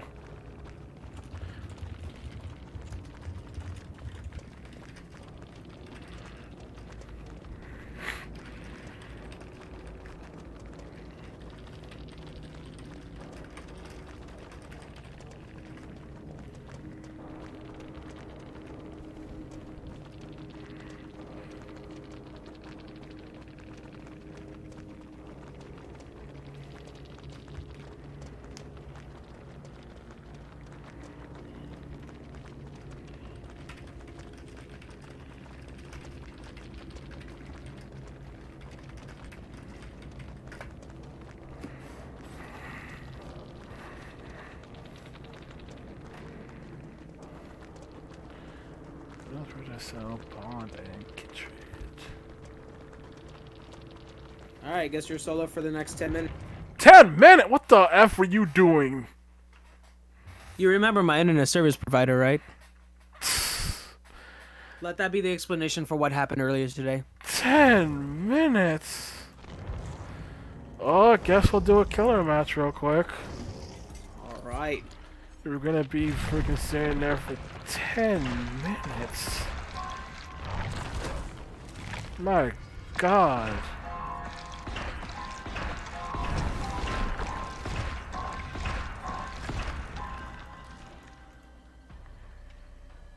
Okay, well, the next blood web. And errors occur while updating your blood web. Blood web error. Well, excuse me? Pretty good job so far. And order access to content or connection is required? Huh? Pretty good job so far. Yes, Armando has Optimum, which occasionally has them losing connection. There have been many instances of DBD where he just suddenly just vanishes. My condolences. It's funny because when I go to the gym, the TVs keep showing ads for Optimum being this amazing 99.9% reliability service.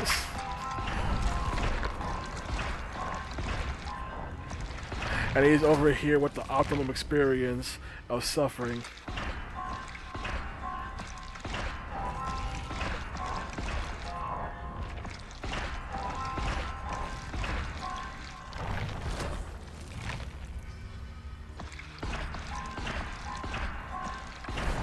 Oh, there was one stream we did where I said internet issues ahoy, because that was where his internet was all shaky, so anytime he could just vanish. Damn it, it's funny because I have Comcast, it's not that bad. I have Spectrum and it used to be way worse when it was Time Warner, but I say probably better now when Spectrum. But I do hate how they'll do freaking maintenance in the middle of the night. And I'm a night person, so it's like, I'm gonna be on the internet. What do you mean I have no internet right now? What do you mean you chose 1 a.m. to do maintenance? How dare you? You think I'm not here? Do I not exist to you?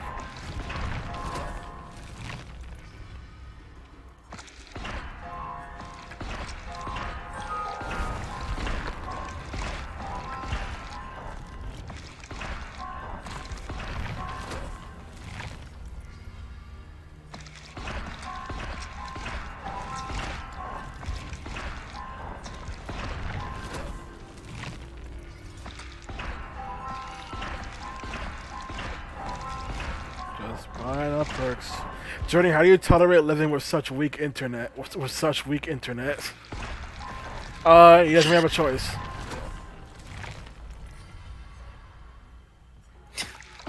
Everyone's like he doesn't have a choice. He feels like his only other option is like too expensive for his area.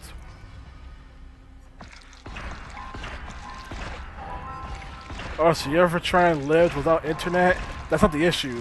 The issue is I had a summer where I didn't have internet, and freaking internet companies be hounding you to buy internet. They be leaving notes on your door, because I would be on fire.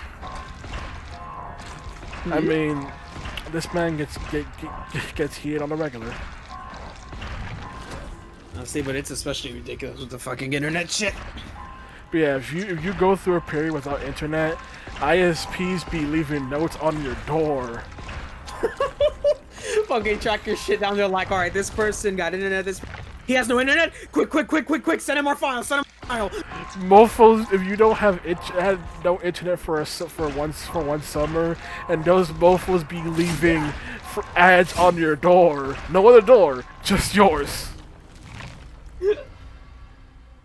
They open your door, you see like 5 ads. Try our internet, no, try our internet, no, try our internet. Very much. And it's like, my god, they're like animals.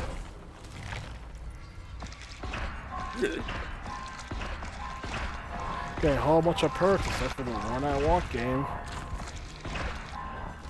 Later has a level 1. Yeah, I want level 3 Call of Brine, but you're not giving it to me. Easy, just gets the Docker to level 3. I'm using Scroll Merchant right now, man. Oh. Oh, I'm only at blood points now. What level even is Sadako at? Sadako's at level 2. Prestige 2? Yeah, Prestige 2, which is like barely in Prestige 2.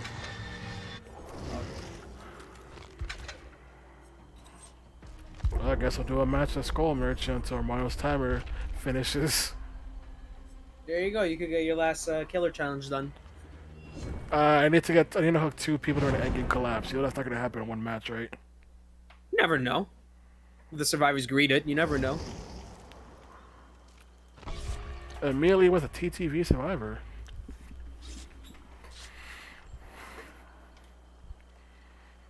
Oh, I wouldn't know that since your stream isn't current. Yeah, it's a bill. Everyone here's got mech kits. Goddamn. Well, not here. Ada doesn't have a mech kit. Got toolbox. I put in my offering. I don't have much in the offering department.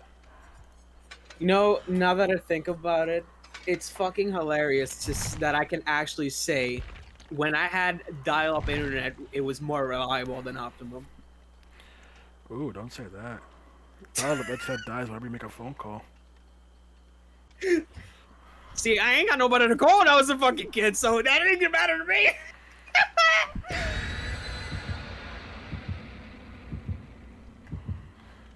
I reminds me I was watching freaking episodes of Batman animated series, Superman animated series. Some of those episodes be advertising you free minutes of AOL. Free minutes of AOL, God, in those episodes of Batman and Superman. F yeah, AOL Online. Literally said dial-up was better. Done. How do you think I feel? Listen, man. Despite being the youngest here, this man acts like he's the oldest. Yep. I've been told that throughout my entire life. Even though I'm young, I act like an old man. Is that why you hate Trickster? Because he's new hip K-pop? I mean, let me take a line from what those professionals on TV say. No comment.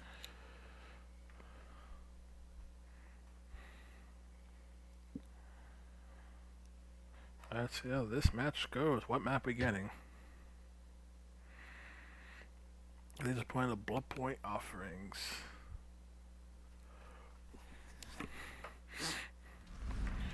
Gas Haven. Alright, need to break some doors real quick. Actually, I'm not sure if I should.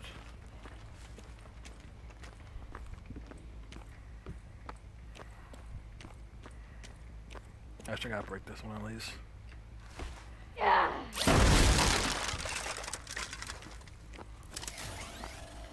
Get the drone up here.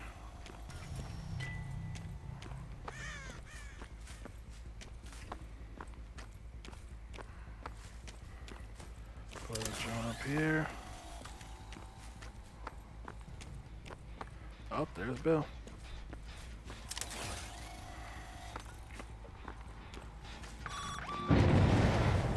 There you are, Bill. Oh, Bill did run underneath the pilot.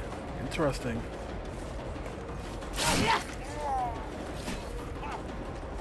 And hi for it's the Spider-Verse 2.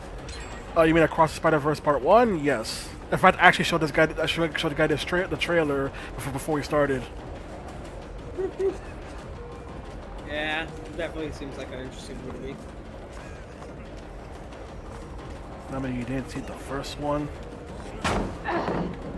Yeah, I did. I saw the first Into the Spider-Verse thingy. I also saw the trailer for Blue Beetle, and that one also looks dope. Blue Beetle says it's gonna be a fun film. The people are hating it because it's fun. I missed him. I spent way too much time on. Go.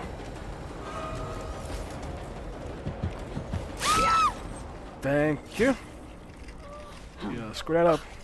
I like how at the end of the trailer where you see him make the Buster Sword, this dude was like, is that what I think it is? I'm like, oh no, describe it to me.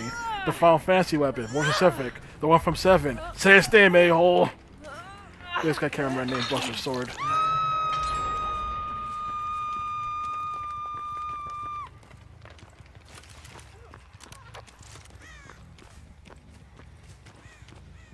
Too bad I thought that was some generic anime sword. I mean, it could be, but with that and the twirl, it's like, it's gotta be the Buster Sword. Never played Final Fantasy. I mean, it's kind of a thing where even a Buster Sword is like bigger than Final Fantasy itself.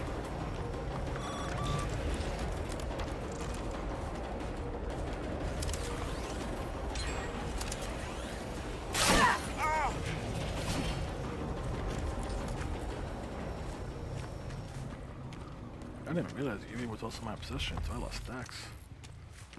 Oh my god, the freaking wall. Not the freaking wall.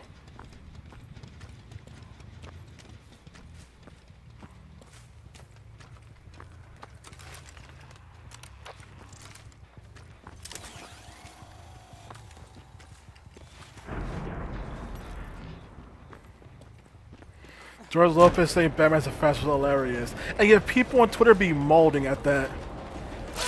It's like, how dare y'all?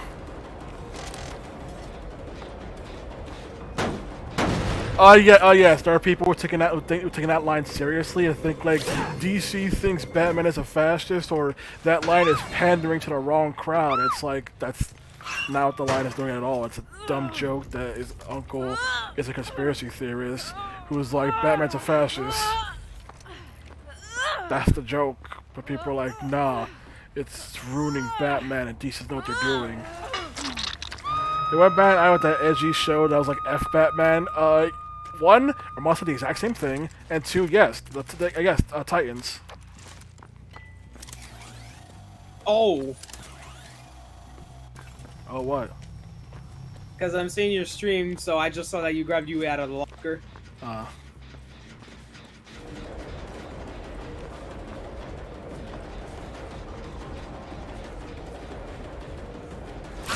How did I actually bump into this man? No, dead hard. He did that. We're gonna get Yui. There's Yui saving.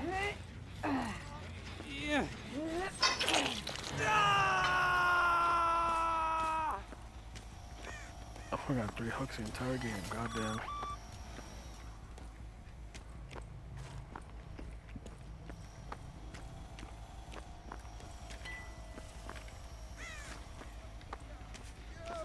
Who's hyped for the Flash movie?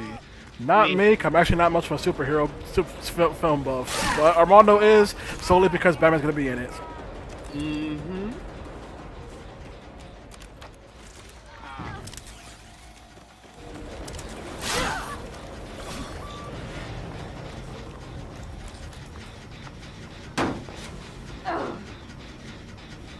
Wow.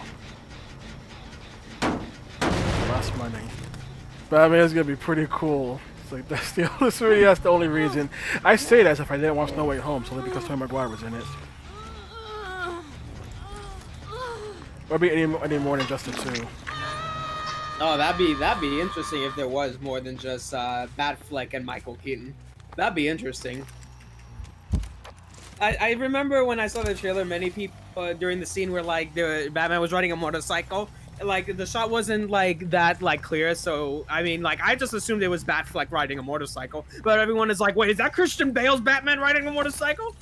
So I don't think it is, but bro, if you're telling me that Christian Bale's Batman is also in this too, I'm gonna scream in the theater. I'm gonna blow up my voice in the theater. I almost blew up my voice when I saw Godzilla King of the Monsters in theaters. Oh man, that was so fucking good. I saw when this man said that he would scream he would scream so loud once Toby showed up in No Way Home. And I actually covered my ear going like, he's gonna scream now, and he didn't. And I was lied to. Listen, man, I was feeling a lot of emotions when I saw Tobey Maguire again, okay? I saw my childhood flash before my eyes, so I didn't have time to actually scream. I was lost in the momentum. Listen, man, you were sitting right next to me. Also, I was like, preparing my eardrum.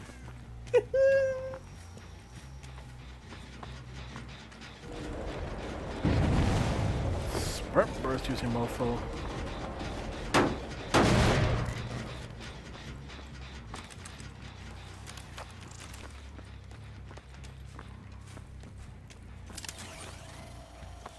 Damn, I don't think I ever screamed for a movie like that for Passion.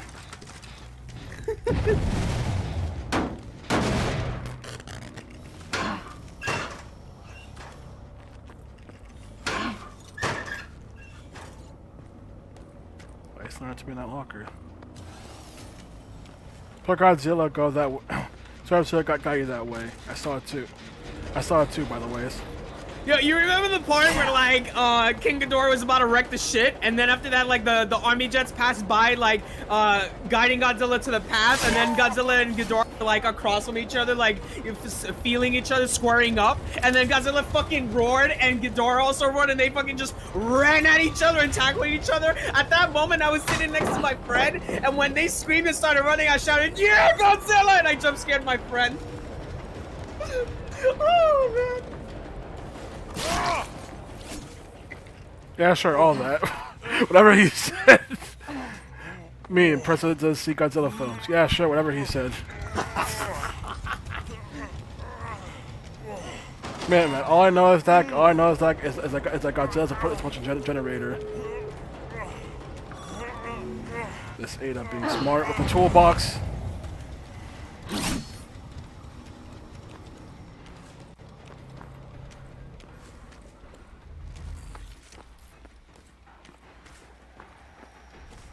And Bill had adrenaline, what?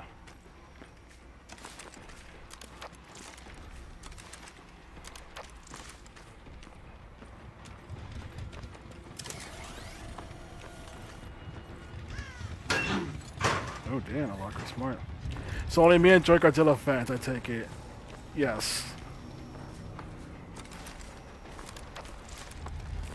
I know jack up about Godzilla aside from some videos I saw of people playing several Godzilla games.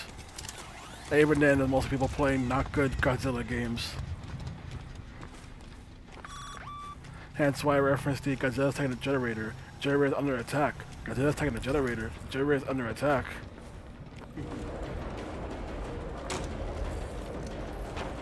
Alright, so what's your favorite journey? Shin Godzilla, easy. But what about Zilla? That's all the fish guy. And must we talk about that one? Yes, kind of. Yes, because it pisses people off. Stop!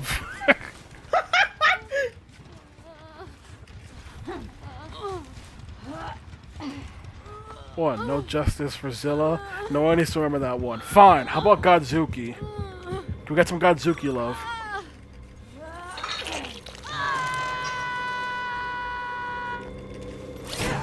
Who?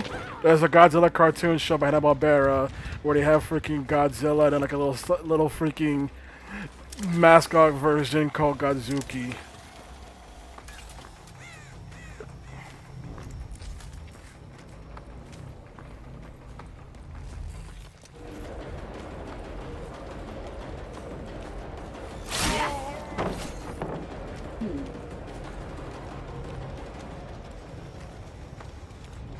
My favorite Godzilla Final Wars. I love that movie too. That movie's really fucking good.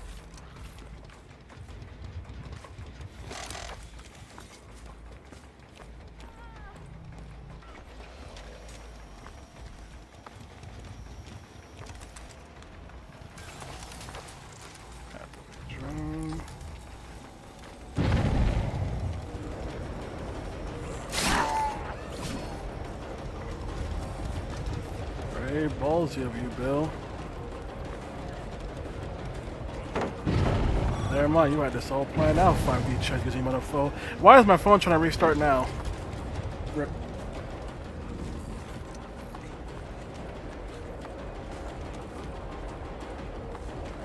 Don't you dare schedule updates for me, phone.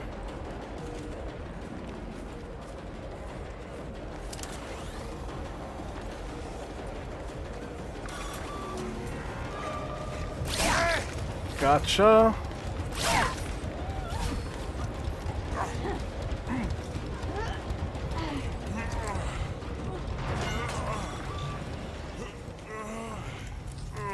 Nice plan there, Ada. But another hook was nearby. Bill shall die. That was his first hook, goddammit. Final Godzilla originally started as a warning about nuclear bombs, turned to a good old monster bash. Yeah. You say go Bomb Splash, I say frickin' that Japan practically celebrates it. They Godzilla recently became official Japanese citizen, Yeah. which feels like the most missing the point thing I think I've ever heard outside of America. Yeah.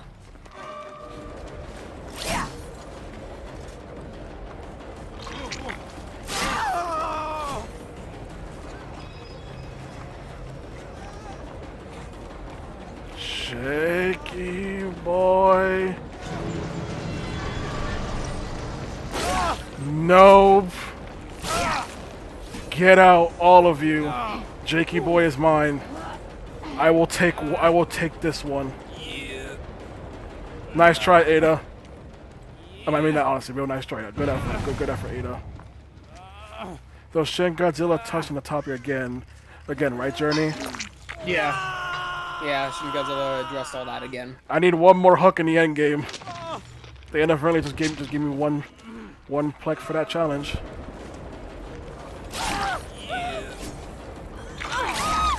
Make that 2 plex for the challenge.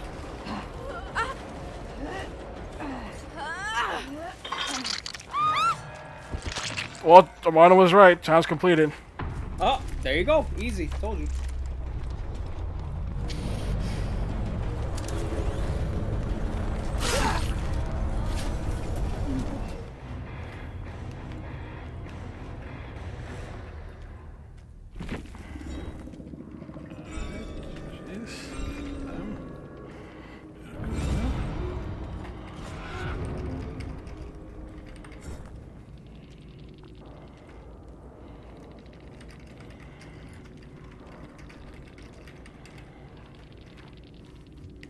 Okay, what about King Kong? Anyone here like him? Yeah. Once again, Armando. Yeah. King Kong's pretty cool as well.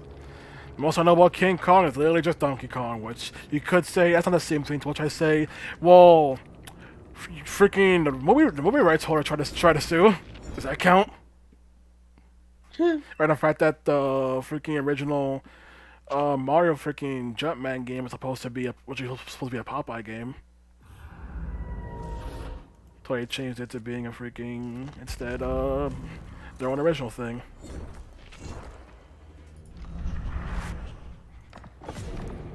I completed the tome. There you go. I did it. Are you still timed out? No. Alright, I'm gonna survive again.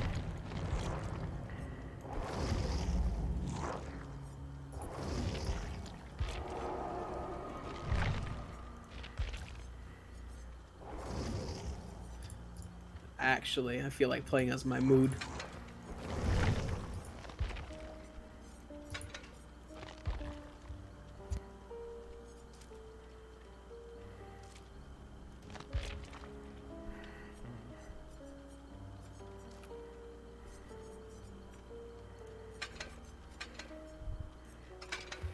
Fave movie journey? Of Kong?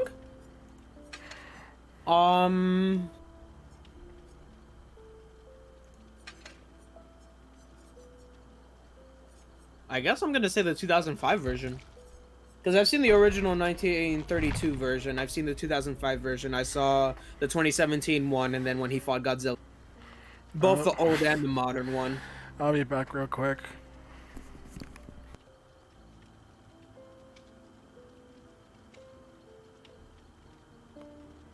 Let me open up the chat back on my computer since he's gone.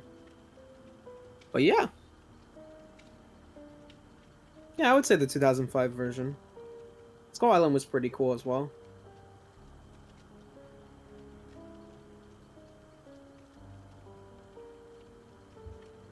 Skull Island was dope, yeah. Yeah, it was.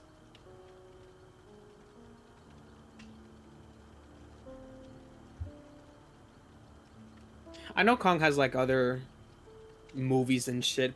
Like, I don't know, there was some 70s movie of him being back, and then was there a Son of Kong? I don't remember that. And then some Mecha or was that I don't know the timeline. The only ones that I saw and know are the original 1932 one, 2005, and then the 2017 one. Those are the only 3 Kong movies that I know.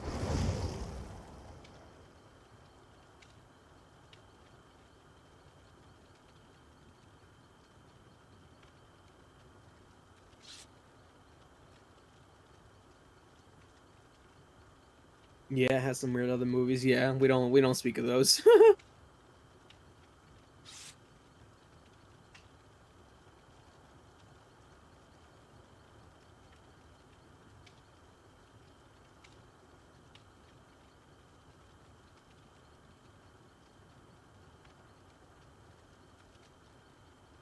I've returned. Skull Island was dope. Yeah, it has some weird other movies. Yeah, I opened the chat on my computer, so I was Alright. seeing what he was saying. Let's Now try I to- can close it since you're back. Huh? Oh yeah. Now I was trying to mention some old stuff from back in the day, but something I reminded today. Who's here has seen the freaking TV show Sabrina Teenage Witch? I mean, a live action one, not the cartoon one. I saw bits and pieces here and there, but I never fully committed to seeing it. We're going to Orman. But I got reminded of it because I used the freaking image from the show. Huh. I know Gordy's a movie buff, more monster buff. What about Cloverfield? I love Cloverfield. That is my favorite fucking series. I love that creature. Ooh, man. And it's funny because back when that movie came out in 2008, I actually was scared of that movie. Like, the whole first-person camera perspective thing was like a foreign concept to me because I never knew that concept. So when that movie Found happened, footage? yeah, found footage shit. Because I've never seen found footage movies. That was my first time seeing it as a kid. I didn't see Blair Witch till later, which Blair Witch is another favorite movie of mine. But Cloverfield, yeah, that was the first found footage film I've ever seen. So seeing all that shakiness and shit, that actually got me sick. I actually got sick when watching that movie, and I almost vomited.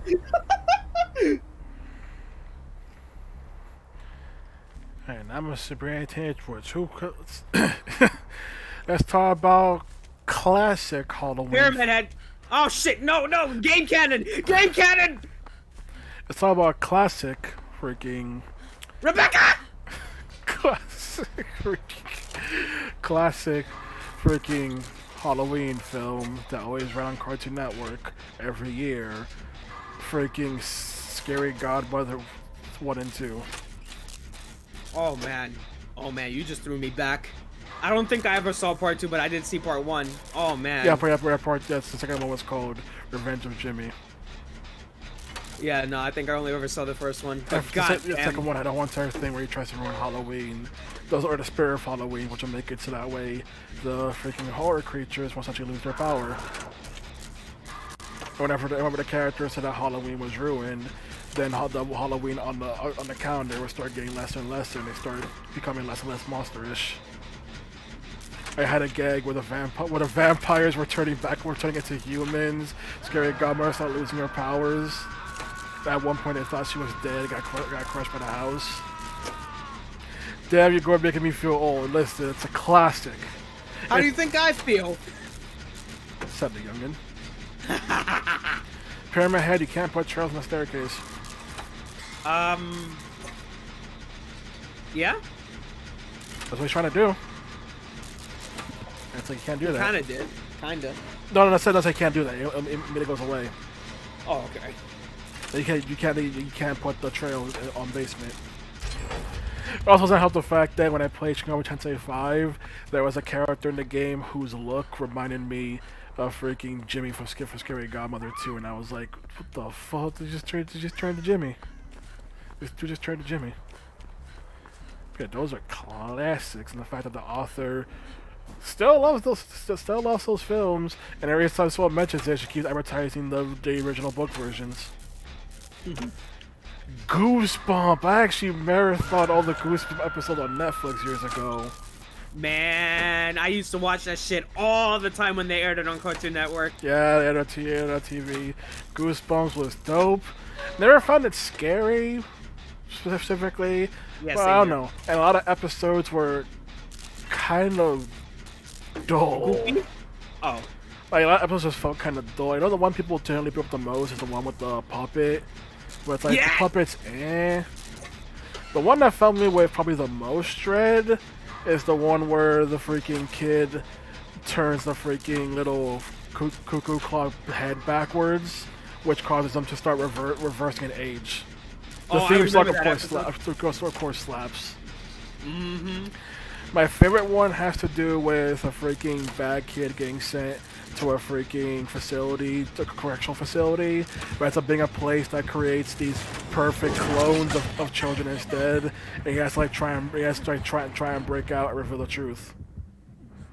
So he has to go against evil clone and the fact that his friends also have clones.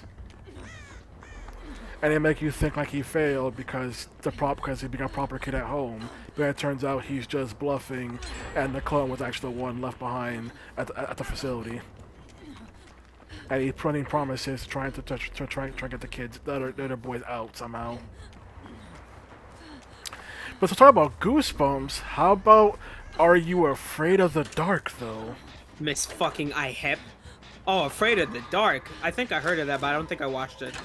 That was the one on Nickelodeon. Yeah, I was more of a Cartoon Network / Disney kid. I was all three. What you want from me? I really was only in Nickelodeon for like the bare essentials. But like you could always catch me 24/7 on Cartoon Network or Disney. Yeah, Afraid of the Dark had their own unique spin on things, trying to be more horror. Favorite one has to do with the one with the kid who had the typewriter, where whatever he wrote would whatever he wrote would come true would happen in a dream, but if someone read it, they would come true in reality. So the problem was he wrote a story where his best friend essentially gets buried alive. And actually handed it in to the teacher. Now they're panicking because the teacher reads it, that he's gonna actually get buried alive, and he can't curse out the teacher. So instead, he wrote a new thing, told his crush to read it immediately, and the new thing he wrote said that all the other stories he wrote would not come true. He managed to save their friend before he got buried alive. Bloodlust farming! Why are you shaking no at me? The fuck? Probably because you're James. But yeah, Are You Afraid of the Dark? That was also a good one.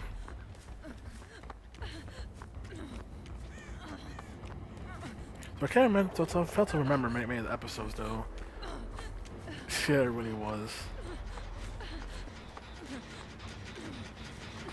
I can't remember which one it was, Goosebumps or Afraid of Dark, but that's probably Goosebumps because it could have ended silly. It was the one where freaking.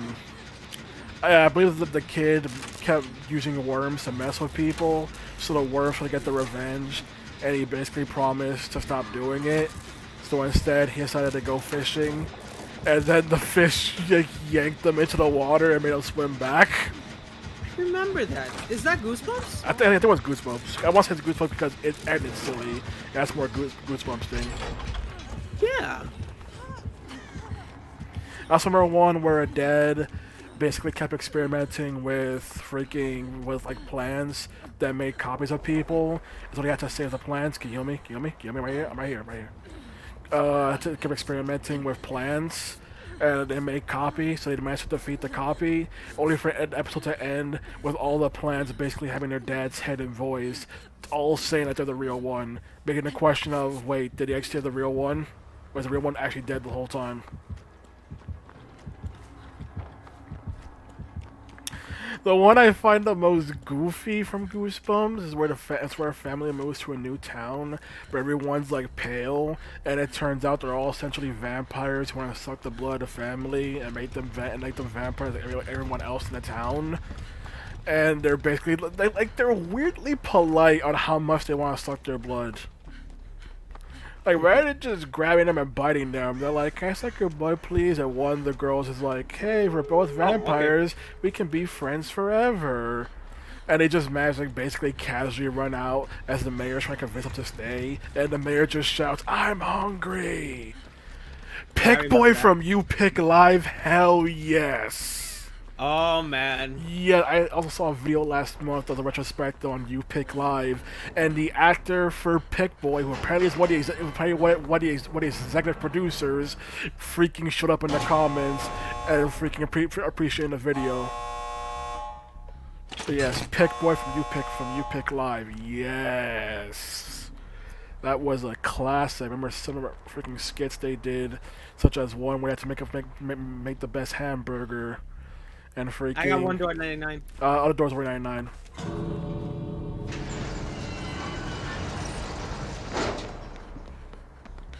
Me and Rebecca are out. Alright. I'll go back. And I try to make the best hamburger. And I remember the one with the cow, but the cow called it the cow patty. But they didn't want to eat it because cow patty is also the name of cow poop. And then there's one where a dude made the best burger, but it was made out of freaking toe jam. And the snail tried to snitch, but he tied him up with like freaking with like a freaking rubber band.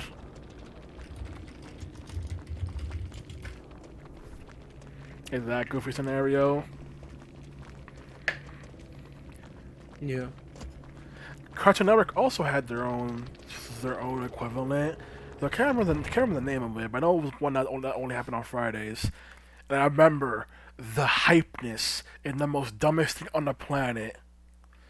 The hypeness where Cartoon Network hyped up a battle between Wiggle Chicken and Jiggy Lizard.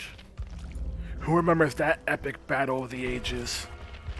I have never heard of this. I know, right? It's so dumb, but Kid Me was invested in the arc of Wiggle Chicken and Jiggy Lizard. Hey, Master, please tell me I'm not alone on this.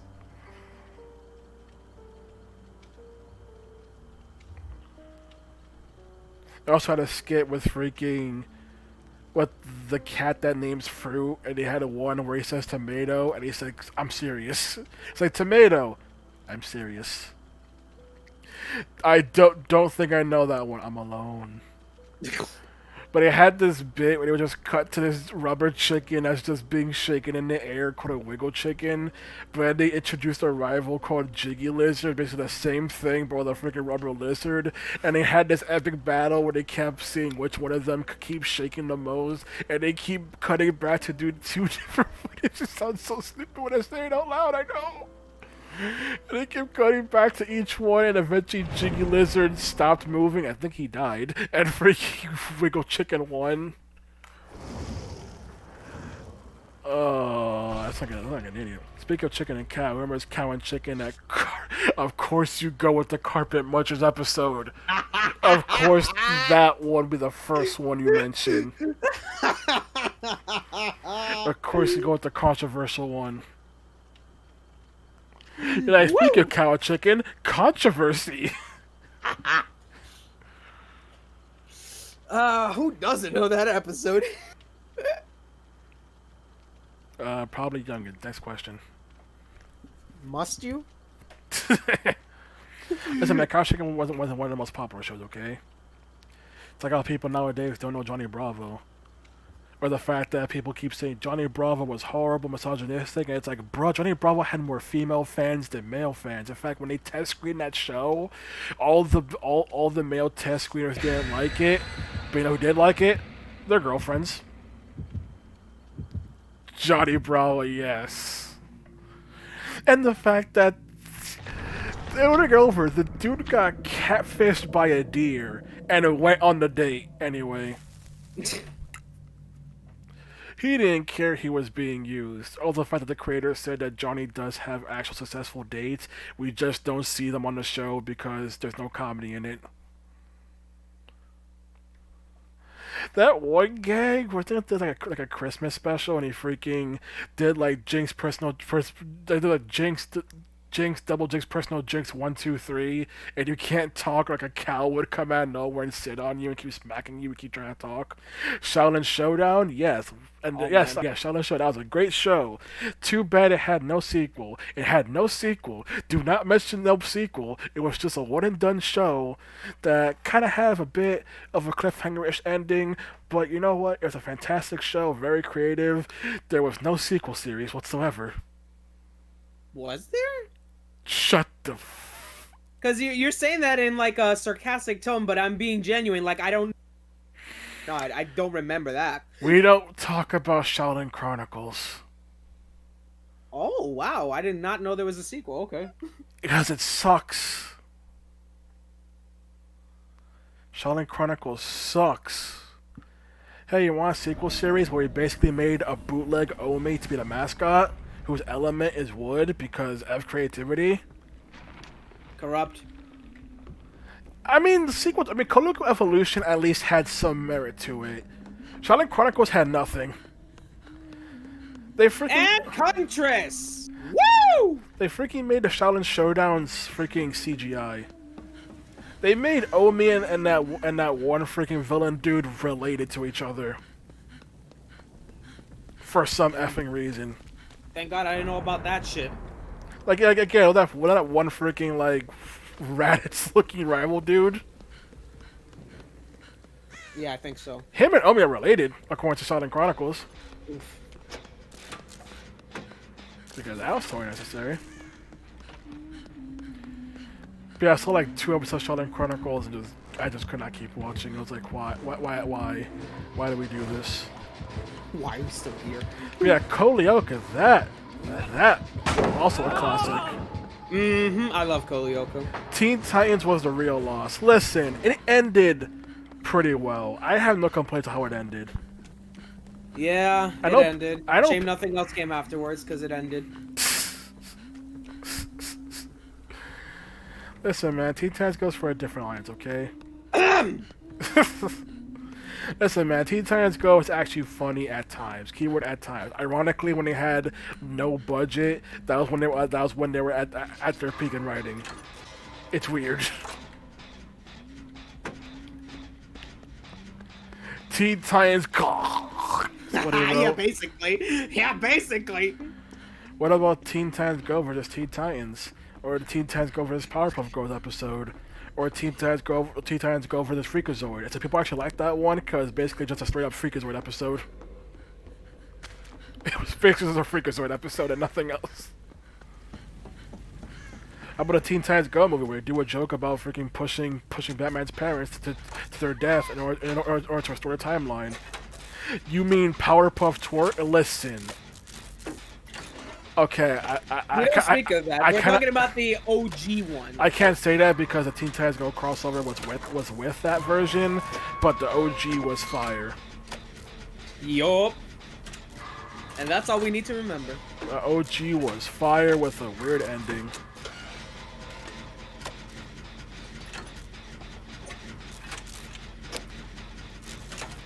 I got to go for the unhook.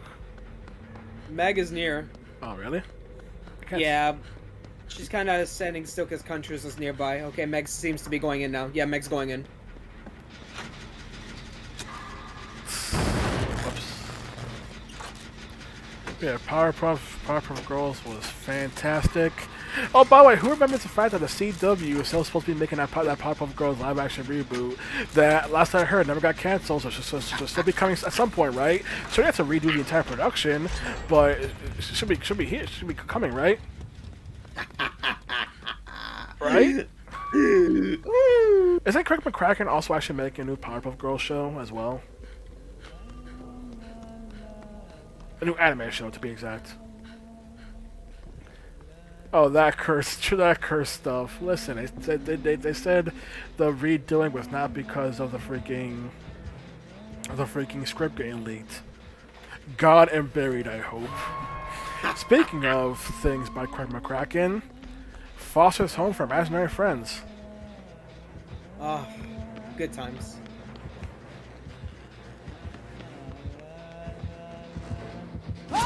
Damn it! Huntress found me. Loved it, yup. But who was your favorite imaginary friend specifically? I have to think about that actually. For me, okay, this is gonna sound weird, y'all. It was a Alright. tie between Eduardo and Cheese as a kid. And jeez. I found Cheese entertaining.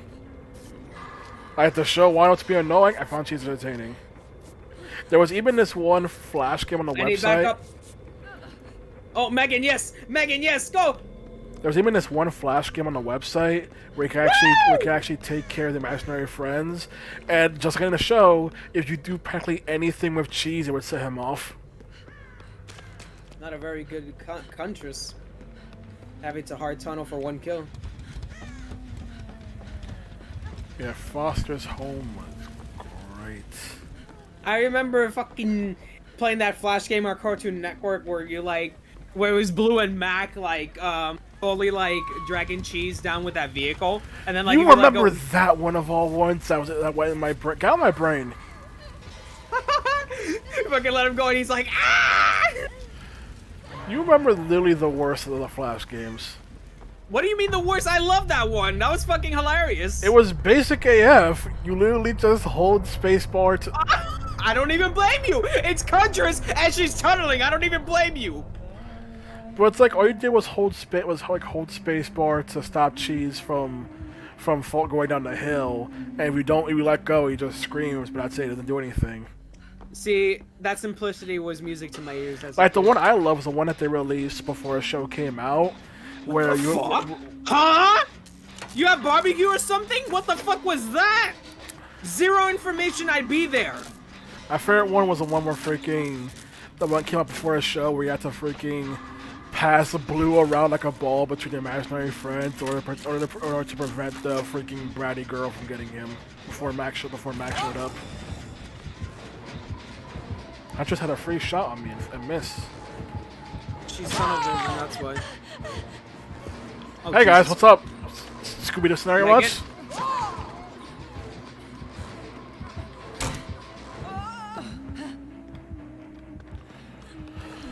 Also remember freaking Tara Strong saying she regretted being casted for Terrence in that show because doing Terrence's voice hurt her throat. Oof. I mean, you telling me it's not great to try and sound like a teenage voice sound like this all the time? Yeah, that'd be awful. That'd suck real bad. Just stop, I just wanna punch you! You know, I think either Will or what was that rabbit's name? Mr. Harrington? Yeah. Yeah, Will or Harrington. Both of them are like my top 2 favorites. Harrington, that's an interesting one. Like, Will, it's easy because there's a lot to talk about Will. But Mr. Harrington...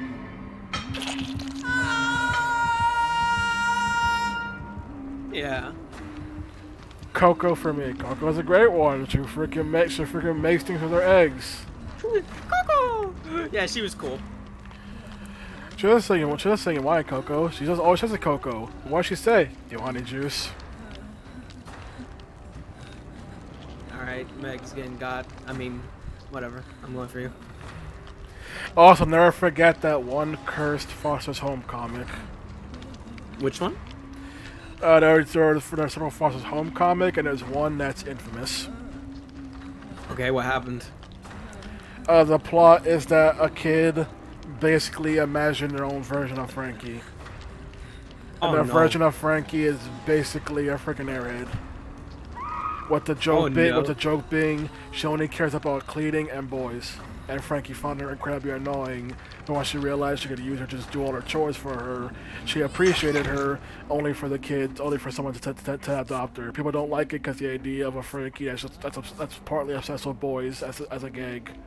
People like, I like where this is going, or the idea that you could just make imaginary versions of actual people. You know, it's kind of one of those thoughts that, you know, freaking fanfic writers would come up with. Proxy camping. Nope, the area is not clear. Go do it, Jen. I got Meg. If I can't get her, because she's proxy camping. Also, mind you, apparently they actually did have like young adults actually trying to design their own imaginary friends for the show, but apparently whatever they made was quote unquote too depressing. So that's why they wrote in the show that teenagers don't have the imagination to make imaginary friends. Cause it's like, listen, listen, man, those people did some weed. You don't want to know what they drew. Apparently, it was that bad.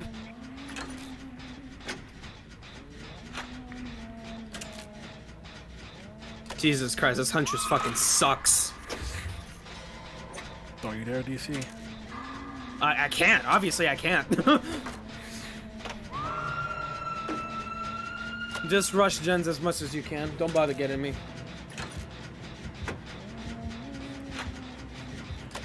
What a classic 2000s show. Baby Huntress, lol. Yeah, basically. Do not even bother. I don't have to. Well, let me try to 4%. Undeserved win.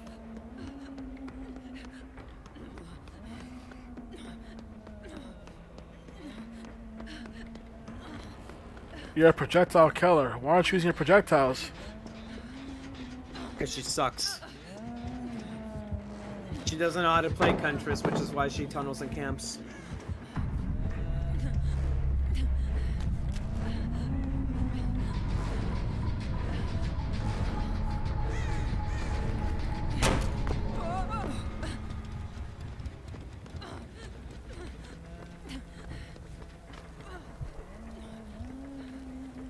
Kids Next Door, classic.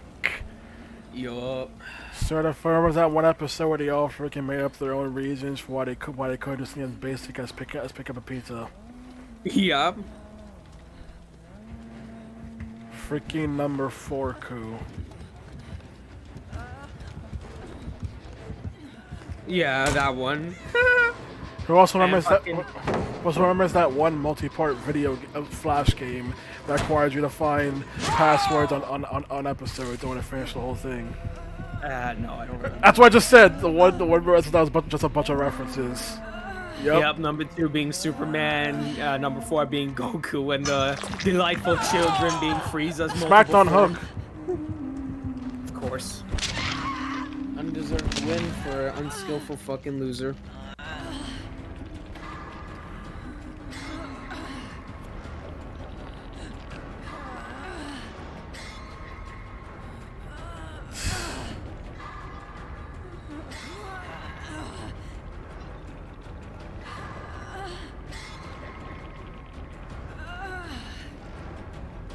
Anyone remember that Flash game where you had to like build pieces from different cartoon dimensions and put them all together as a satellite?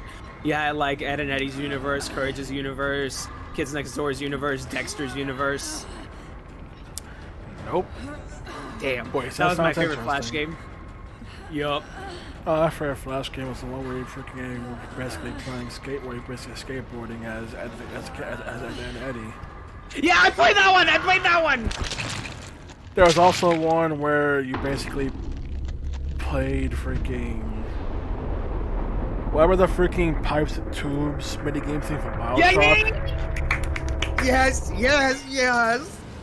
There's also one more where you had to play as Double D fighting opponents, and the last opponent was one of the Canker Sisters. Yep, I remember that one. I love that one. Yep.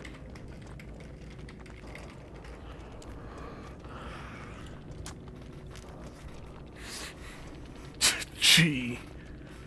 Just one. The most PG answer I can give.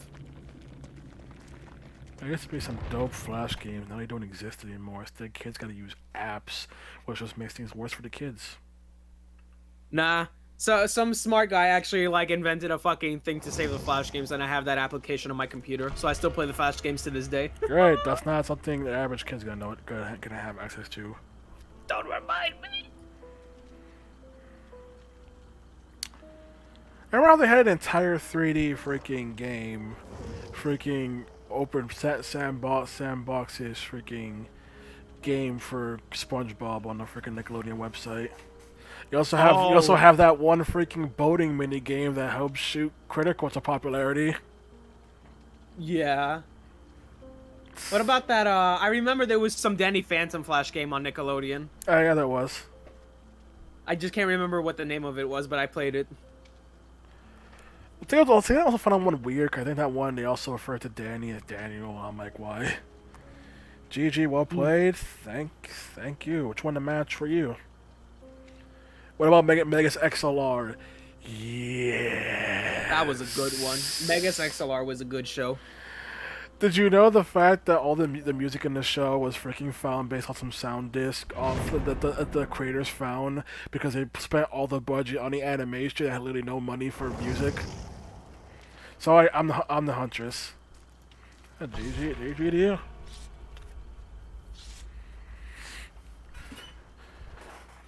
I remember playing the Megas XLR Flash game. yeah. Did you ever play that one? Yes. Also sucks about the freaking Kate that DC'd. Because people DC, it's no fun for anybody with on either side.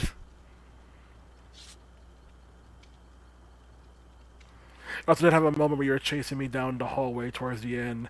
And I'm like, wait, why are they running after me? Wait, they're running after me? When I use to throw a hatchet, you're a projectile killer. like no, you wanted to get close and make it personal.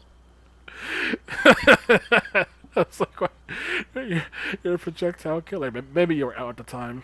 I don't know. This was finally weird. Like, wait, why is he after me? Projectile killer. I don't know. Also could be like me, who's just bad at aiming with Huntress. TMNT, yes, but I specifically watched the 2003 version. Same. That one, I love that one. So I never. Bro, I actually fucking remember waking up. I couldn't barely sleep, and I remember it was Saturday morning. I like fucking turned on the TV at 7 a.m. and they were airing that shit, and I just sat there watching it at 7 a.m. Yeah, but I never finished watching the final season, Batch of the Sewers. Also, it's amazing how much that show got away with in terms of violence. I watched random episodes here and there. I never like watched it fully, so I wouldn't know. I watched it fully until Batch of the Sewers, which was the last season. But yeah, also the fact that there was an entire episode that presence. It's Doctor. there was an entire episode that wasn't allowed to air because it was deemed too violent. And they're right. The entire episode involved the Baxter Stockman getting a new body, but the body was literally decomposing. There's literally a scene where his jaw falls off. Oh. And 4Kids was like, okay, you're pushing it here. Ooh, somebody has a totem. Don't mind if I do.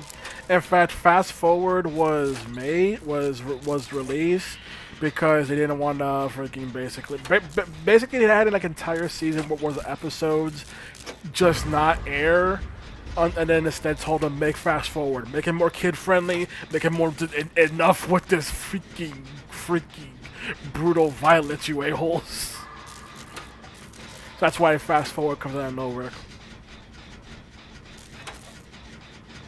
Speaking of shows on the CW, wait, because it's TMNT. I'm pretty sure I already asked this. I'm pretty sure we know the answer, but I shouldn't mention. I think it was about Jackie Chan Adventures. You read my mind. Yeah. You read my mind. Jackie Chan Adventures. The freaking talismans, then the demons, then the mask, then the chi. I also find it weird how throughout the first season they constantly say eliminate or freaking take care of Jackie Chan, aka they can't say kill or die because children's show. But in the final episode when they're about to see freaking seal Shendu actually screams die. And I stuck out like, damn, you got away with that. You got away with going die when they were about to seal him. Yeah, that show was a class. I remember a freaking teacher in my high school watched it, and one kid judged her. I'm like, what are you judging? Bionicles is a weird thing where I did have several of the Bionicles toys, but only for that one freaking era. Also did see that Bionicle movie. I saw very, very scarce episodes of Bionicle on Cartoon Network. I think that's where it aired, or wherever it aired. But you have any of the toys? No, I had one of the GBA games, but that's about as far as my Bionicleness goes. That's some of the toys. I remember the last one I got was the toy of the villain. This fucking vile ass build, unnerving presence, and merciless storm with reverse skill checks. Fucking vile. Yeah, anything past that first era, I know nothing about it. I'm pretty sure Ronicle is still around to this day. I think they actually revived it because freaking they're basically hit the emergency button. No one going for the hook person. Meg is. Oh good, because I can't do that because Doc's here. Get blinded, you a-hole. Jackie Chan Adventures of the Classic. This is a little late. What about Bakugan? Nope, Oh that yeah, was... Bakugan. Go on. Bakugan was after my time. Yeah, I think Bakugan came out like 2008. So like I was still, you know, around for that. So that was my shit. I had actually watched the anime, and I had collected the cards and the little like transforming ball things from Bakugan. I still have them somewhere. Well, they were talking about Beyblade. I got you on Beyblade. I remember Beyblade, but I didn't watch it like religiously. In fact, before I used the name Gordonian Kid, I actually used the name Drasil. Oh wow, nice. Gordonian Kid was actually the third name I would go with when it came to online handles. Drasil was the first one. Yeah, put Beyblade. Yeah, I saw like random episodes here and there. I don't think I ever owned any merchandise from Beyblade. I had the freaking Beyblades themselves. He's smacking Meg on hook and camping her. I had the Beyblades themselves. I remember my freaking brother and sister had the freaking metal ones, where the metal ones with the metal freaking layer on from the show. And I was totally cheap by putting the magnets underneath the stadium because it would affect their Beyblades, but not mine, because mine didn't have the metal rim. What's that? Me cheating? Me cheating? What am I talking about? I didn't cheat at Beyblade. What am I talking about? Jesus, what is up Killer's asses tonight? The whole entire fucking night they've been like this. Not really. Wesker Myers are fine. Well, not all of them, I know, but still, like, Jesus. Tell you, man, my name rings ever so true. Event really does bring out the fucking cave dwellers. Also, the fact that I learned just how much of the freaking show the English dub for Beyblade changed, like making a Bit Beast, or the fact that the whole freaking Beyblade show has freaking announcers of the tournament. And Beyblade competitions have two announcers. Oh, I didn't know that. Again, I didn't really watch Beyblade. Yeah, those two announcers don't exist. Huh. Those are specifically things only added in the dub. They made up two announcers who are just freaking Passing voices. They're just disembodied voices. Or the fact that they made up an entire thing about Bit Beast being on a computer when that wasn't the case at all. Oh, but that one because they wanted that character to have more relevance, which they couldn't get if they didn't give her a Bit Beast, even though her Bit Beast didn't even exist.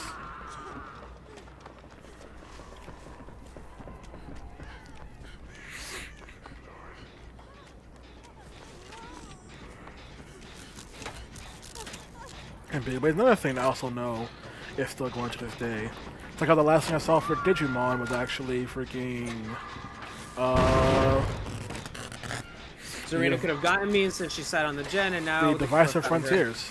The Divisive Digimon Frontiers. I don't think I'm gonna be playing this shit longer. It's fucking tilting the fuck out of me. That's on to the 4th season of Digimon.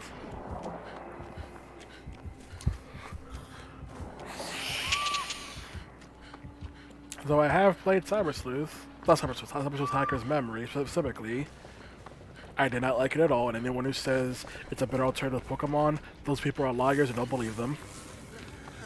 I also played Digimon World Next Order, I like the first World game, and I thought Next Order was pretty good. I also played Digimon Survive, which I also thought was pretty good, though it has a problem with characters constantly repeating things over and over and over. Also, not true, any of that game sucks.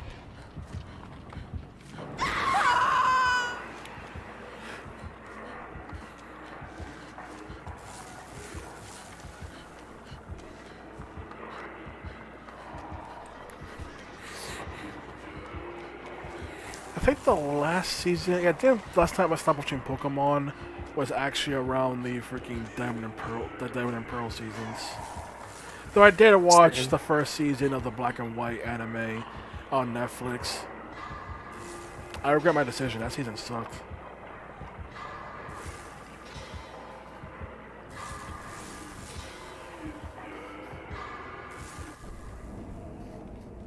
Oh, I also did watch I think half of the X and Y season when it was airing on TV.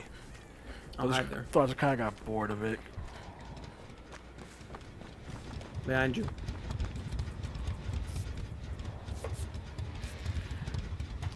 After that, I've seen nothing else from the anime.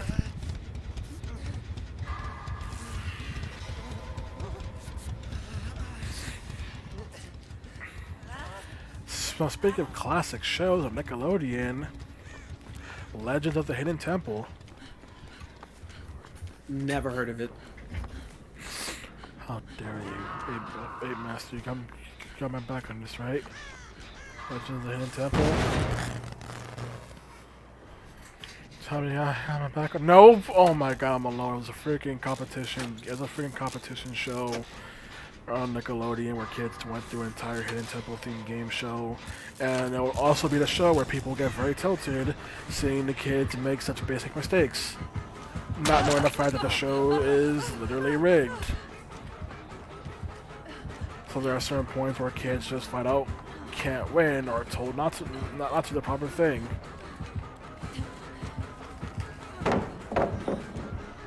And then the show also actually came back for like a reboot. This is like a reboot film. We even got back the OG host of the original. Okay, how about Double Dare? You got Double Dare? Who here has Double Dare? Please, I'm talking about freaking shows from the 90s here. Double Dare? You guys got Double Dare, right? Shows from the 90s might be a little bit past my time. I mean, before my time. Hey, Master, you got Double Dare? Yes, okay. I got one. Also, that show is a weird thing. You take into the fact that show is very messy, and the host of the show had OCD. Imagine working on a very messy show where you literally can't help the fact that you need everything to be perfectly neat and proper at all times. Mans was a trooper, is what I'm trying to say.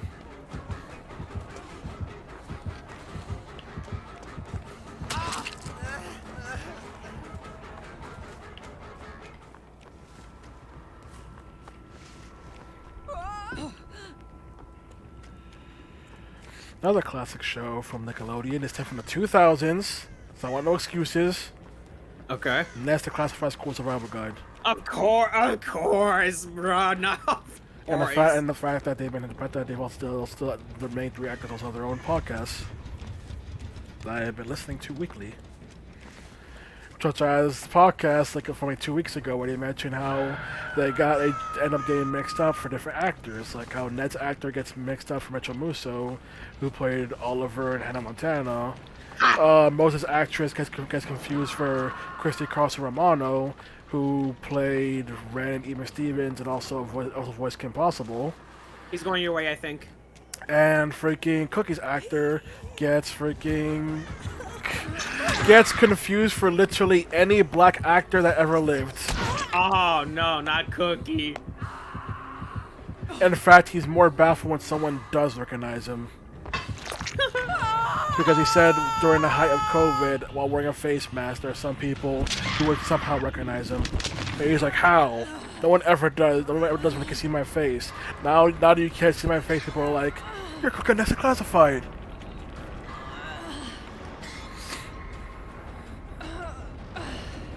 But even the actors admit that for that show, they felt like they weren't really acting because the characters basically acted like cartoon characters rather than actual people. And how things had to go by so fast for that shows. Of course. They also, every episode podcast, keep giving props to the adult actors who treated them with respect. Oh, sure behavior. Keep giving them bullshit hits.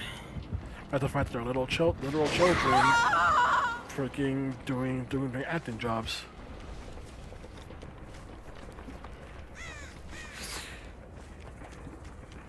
They also mentioned the fact that it's weird how the show managed to completely get away with having, Oscar for Next Us fight was either from Walking Dead. No, I did not Hell know yeah! that. I know that. I don't watch Walking Dead, so of course I wouldn't know that. Yeah, I noticed that. I was like, wait, which is that Susie Crabgrass?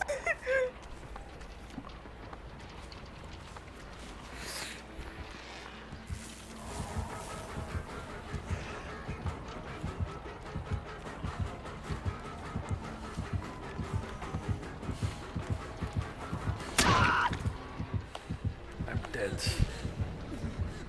You're saved. Yeah, now you don't want to slug all of a sudden, huh? Okay, now they're talking about good shows. Time to talk about some schlock.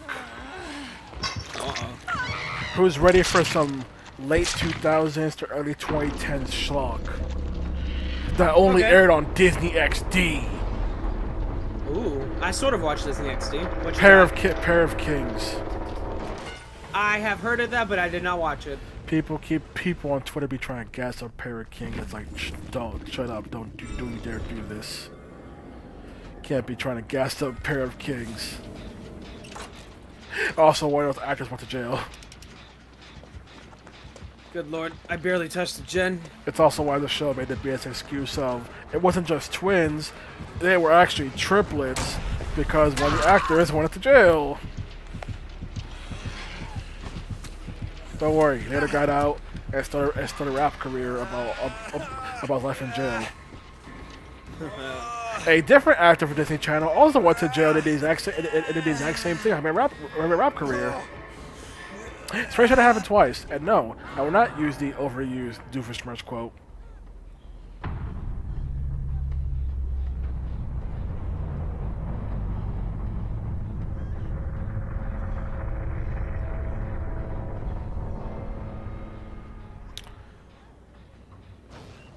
Speak of Phineas and Ferb.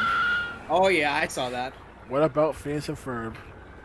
I saw it for a good while, but at some point I just got bored of it. I just basically stopped putting my interest. Yeah, it was fun, and also the fact that What the F was that show's music budget? How they kept having like an original song for every episode. And then the creators made that spin-off show, other show, freaking Miles Murphy's Law, which I remember that. people but I didn't watch despise. it. It was a show that people despise because they generally didn't like it nearly as much as Phineas and Ferb. Oh my god. Ooh, what a night.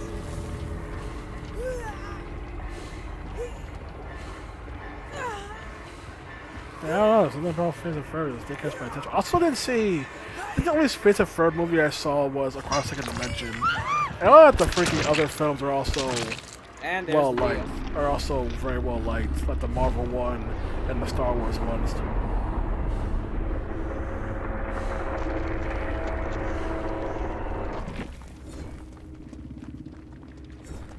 I also remember it because the actor for Phineas was also played extra in freaking Nessa Classified, and he also played Hope in Final Fantasy 13. Oh, really? Yes, main actor for Phineas plays Hope in Final Fantasy 13. Nice. He also played freaking Greg in Everybody Hates Chris. Wow, that is cool. So yes, he played Greg in Freaking River Chris, he played Hope in Final Fantasy 13, he played Phineas, and he also played freaking this one background. I don't say background character, but it's one character who was just part of photography club for Nessa Classified. Who always run up with a camera, sends people up with a smile, then goes perfect. He didn't even have a name. I just remember that was him. He didn't even have a name. I just remember that's him. Yeah, that's another classic show. Everybody Hates Chris. Because no one can forget freaking Julius. That's 5 cents worth of spilt milk dripping all over my table. Somebody gonna drink that milk. You could be Batman. I am not Batman. I am Batman. Wait, that's that one episode everybody hits. It's my favorite. That's that one episode where they made 2 different versions of Rochelle's rant when freaking Julius was the one doing all the housework, and he said it wasn't that hard. They made a censored version and uncensored version of that scene. Yeah, like in the uncensored version, I remember insults such as "ain't this about a bitch" and "you bad You bald-headed bastard. you bad making pancake baking bald-headed bastard." Like 2 versions of that rant.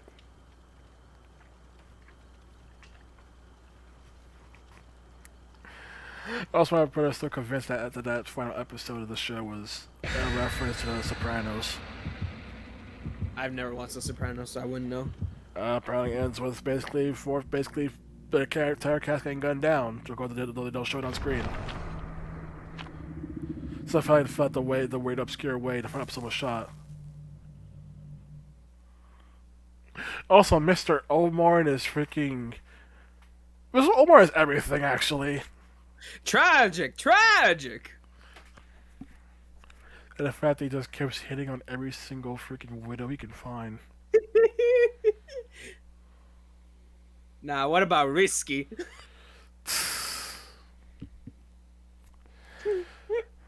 Yep. And, he sold Drew a wallet so he could put the $5 in. And, fuck, I forgot the guy's name. The one that's always like, little dude from across the street. Let me hold $1. Didn't it was like Jerome? Something like that.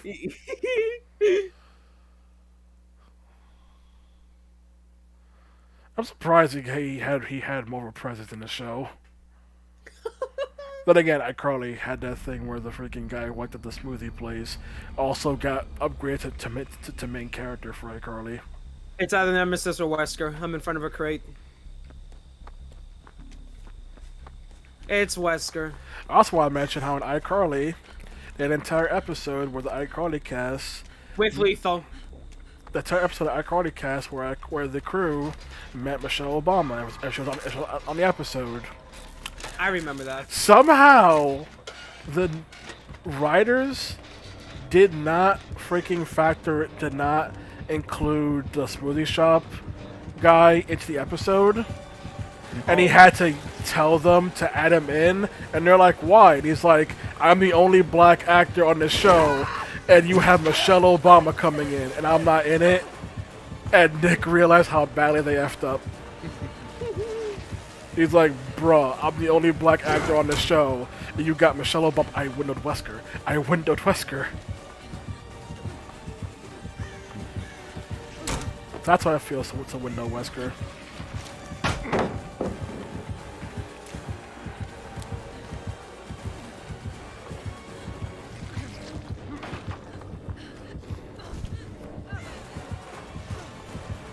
That's a bit oof about those shows, though. You mean the Dan Schneider ones? Yeah. Uh-oh. Are we talking about Dan the Man Schneider? Listen, man, I would reference every single Dan Schneider joke people have made, but I fear for the stream of what happened if I did that. I would reference all the Dan blank Schneider jokes, but one, there's a lot, and two, And let's Surge. go downhill. I'll see you dead. Dan Schneider being cringe is an understatement, Ape Master. I know what you mean, but it's an understatement. It's like when I remember Christy Carlson from one of those podcasts where she had the cast of Nessa Classified, and she kept reminding them how they weren't on a Dan Schneider show. And so she's trying to be like, because they mentioned how they didn't have anything bad happen on their show, and she's like, because you were on a Dan Schneider show. And anytime they mentioned something bad, she was like, you still were on a Dan Schneider show. He's hard telling me. Yeah. Yeah, I think I'm done after this. Good lord, the fucking cave dwellers are out in full tonight.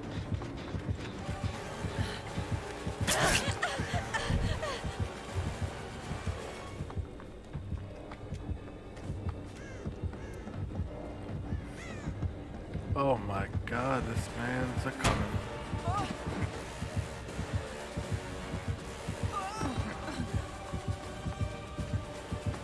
Oh, well, 10%. Ooh, let's see the two just pop at the exact same time.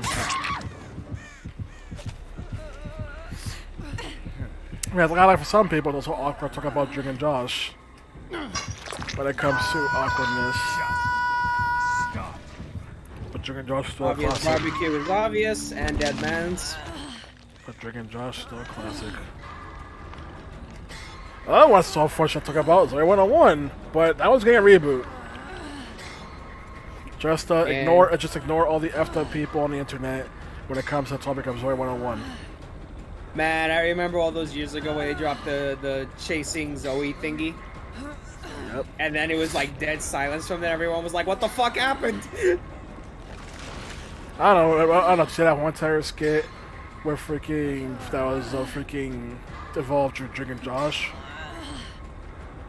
I do not believe so. There was a skit where the Drake and Josh basically left the show and came to reality and realized everything in the show was fake. Where the actors for Craig and Eric basically showed him how freaking there aren't any pear products in this world, for example. Oh. The telling continues. Yep. Oh. I gotta love that skill. But the devs promoted. Uh-huh. But freaking...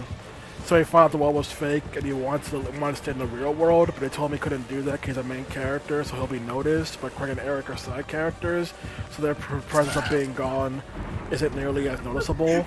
Protect the president! Protect the president! Oh my god, you people. Protect the president! Woo! Protect the president! Protect the president at all costs, Claudette! Agent Claudette, we're on the case! Are you doing this? Agent Morrell and Agent Harrington at your service, Miss President!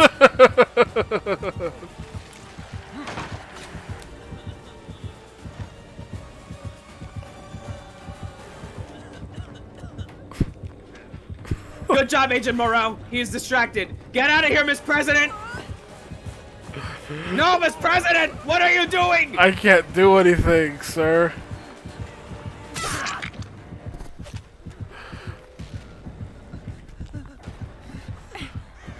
Agent Morrell, what can we do?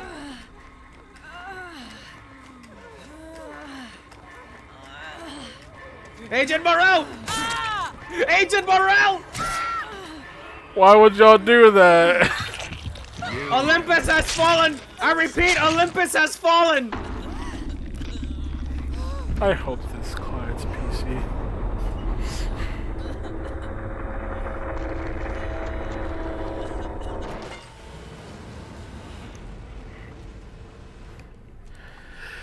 Huh? Client's PC. Good effort though, yeah. Another classic. Nope. Her name's Robin Hood. Another freaking classic Nickelodeon show. I say classic as if I even watched this show. Unfabulous. Oh, I love Unfabulous. I watched that one. I remember getting bored by it. What about Life with Derek? Who remembers that? This is Life with Derek. Yes, that was also not even a Disney made show. It was a Canadian show that Disney licensed to air on Disney Channel. Ah. It's also a show where people still prefer their incest ship. What? Huh? People like the idea of freaking the main character and Derek being romantically involved. Oh my. The actors are even like, Okay, sure. The writer's like, no, I didn't write that. No. Stop. Ace, are you gonna get somebody or? He's trying. Wants to keep that sprint burst.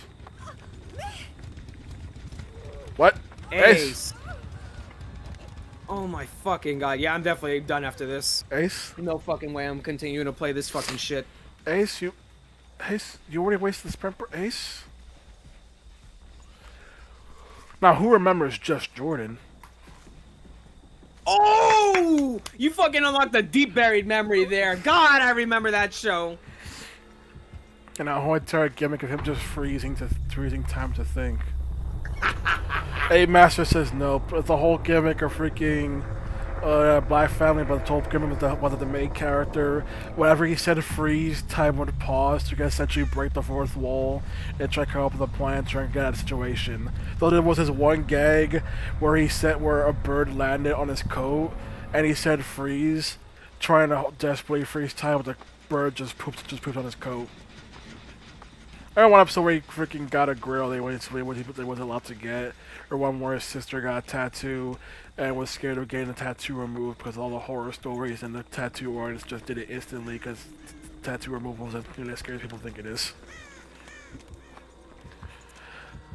I also had the actor from, if you remember Stanley from freaking Corey in the House, Not So Raven. The actor for Stanley was also on an episode of Just Jordan where he kept calling everybody sucker. I've heard Bing where he said sucker please. This Ace is so immersed. Thank God. Is that all you? Another one that is a deep cut, The Little Romeo Show. Yeah, I remember that one too. And then freaking Romeo guest starred on and That's Classified. That was just so weird. Yo, it's time for the Romeo Show. I remember Jack all that show, and I watched it. And the BM. Woo! We are in the skillful part of the night, everybody. Look at that. I love Blood Point events. They bring out the best in people. Woo! Dave Master says that they saw a bit of freaking of Little Romeo.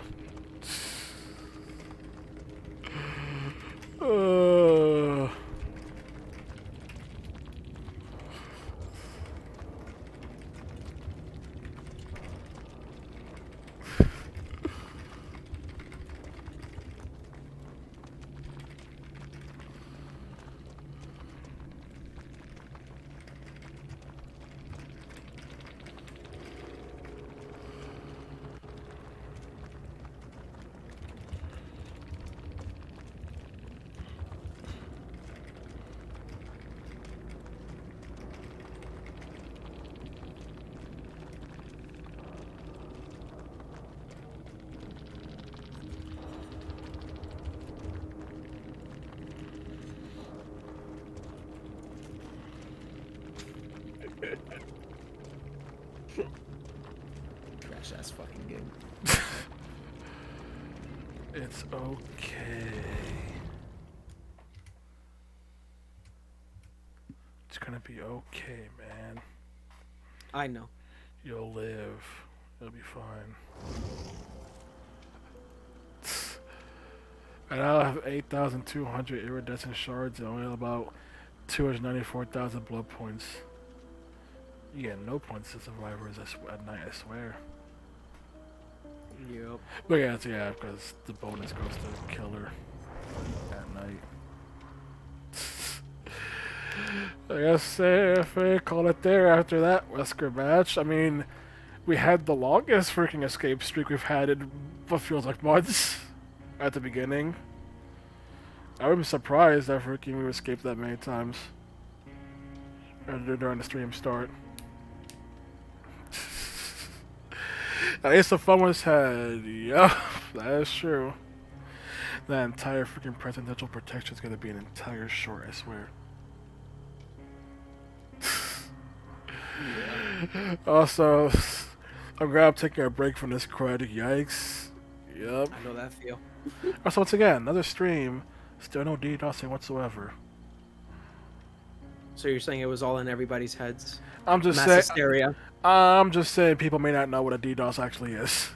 It's like I told 8 Master like a week or two ago that I don't think people know what a DDoS is. And it's like, yep, I don't think they know what a DDoS is. Let's say behavior was right. There's no DDoSing issues because let's say it was a DDoS, your entire internet would go down, not just be kicked from the game. Can't believe the devs were right for once. Because it's the fact that once I saw a video of Scott John saying, here's a video people kept getting DDoS. Luckily the stream was up, and I'm like, the stream was up? That's not possible to DDoS. You don't know internet. And I'm like, are these people actually stupid? Was that one freaking DBD person who just freaking makes exposed videos on DBD content creators actually right for once in their life? The answer is yes. She now has 1 point and being assisting on her high throne, thinking she's some big moral authority. Seriously, she's up her own butt. Well, actually 2 points. I forgot. She also made a video on that one DVD content creator. That's 2 points. Everything else is like, I have the moral authority over Spook and Jukes being awful, and Rapid Main being awful, and Probs maybe being awful, and Delsey being awful because I'm upset that he's upset that Patrick's upset about hockey. Was that really a skillful play? He doesn't work at the company anymore. That's the funny part. The fact that people still use this picture. He doesn't work at the company anymore. Patrick has left the company. There has been no hockey. Can't make hockey jokes anymore. The dude left. But his mark will be there forever. That is true. The mark of my dignity will scar thy DNA. Let's go for Street Fighter 3. Oh, okay. That's from the freaking villain of the game, Gil. That's what he says when the fight starts. The mark of my dignity will scar thy DNA. And they brought back Street Fighter 5. Okay, now I'll actually call it in before I ramble some more. But first I'll ramble. Hope so far to stop at P5 keeps going great with you, 8 Master, because you know how you're in what some people's, I keep saying some people's favorite moments. It's actually not, but it's a moment people like. Seeing as now you should be back in present day, we just did a Size Palace. We should be returning back to present day and seeing how that plays out. Alright, now good day to everyone. Now I'll hit the end stream button.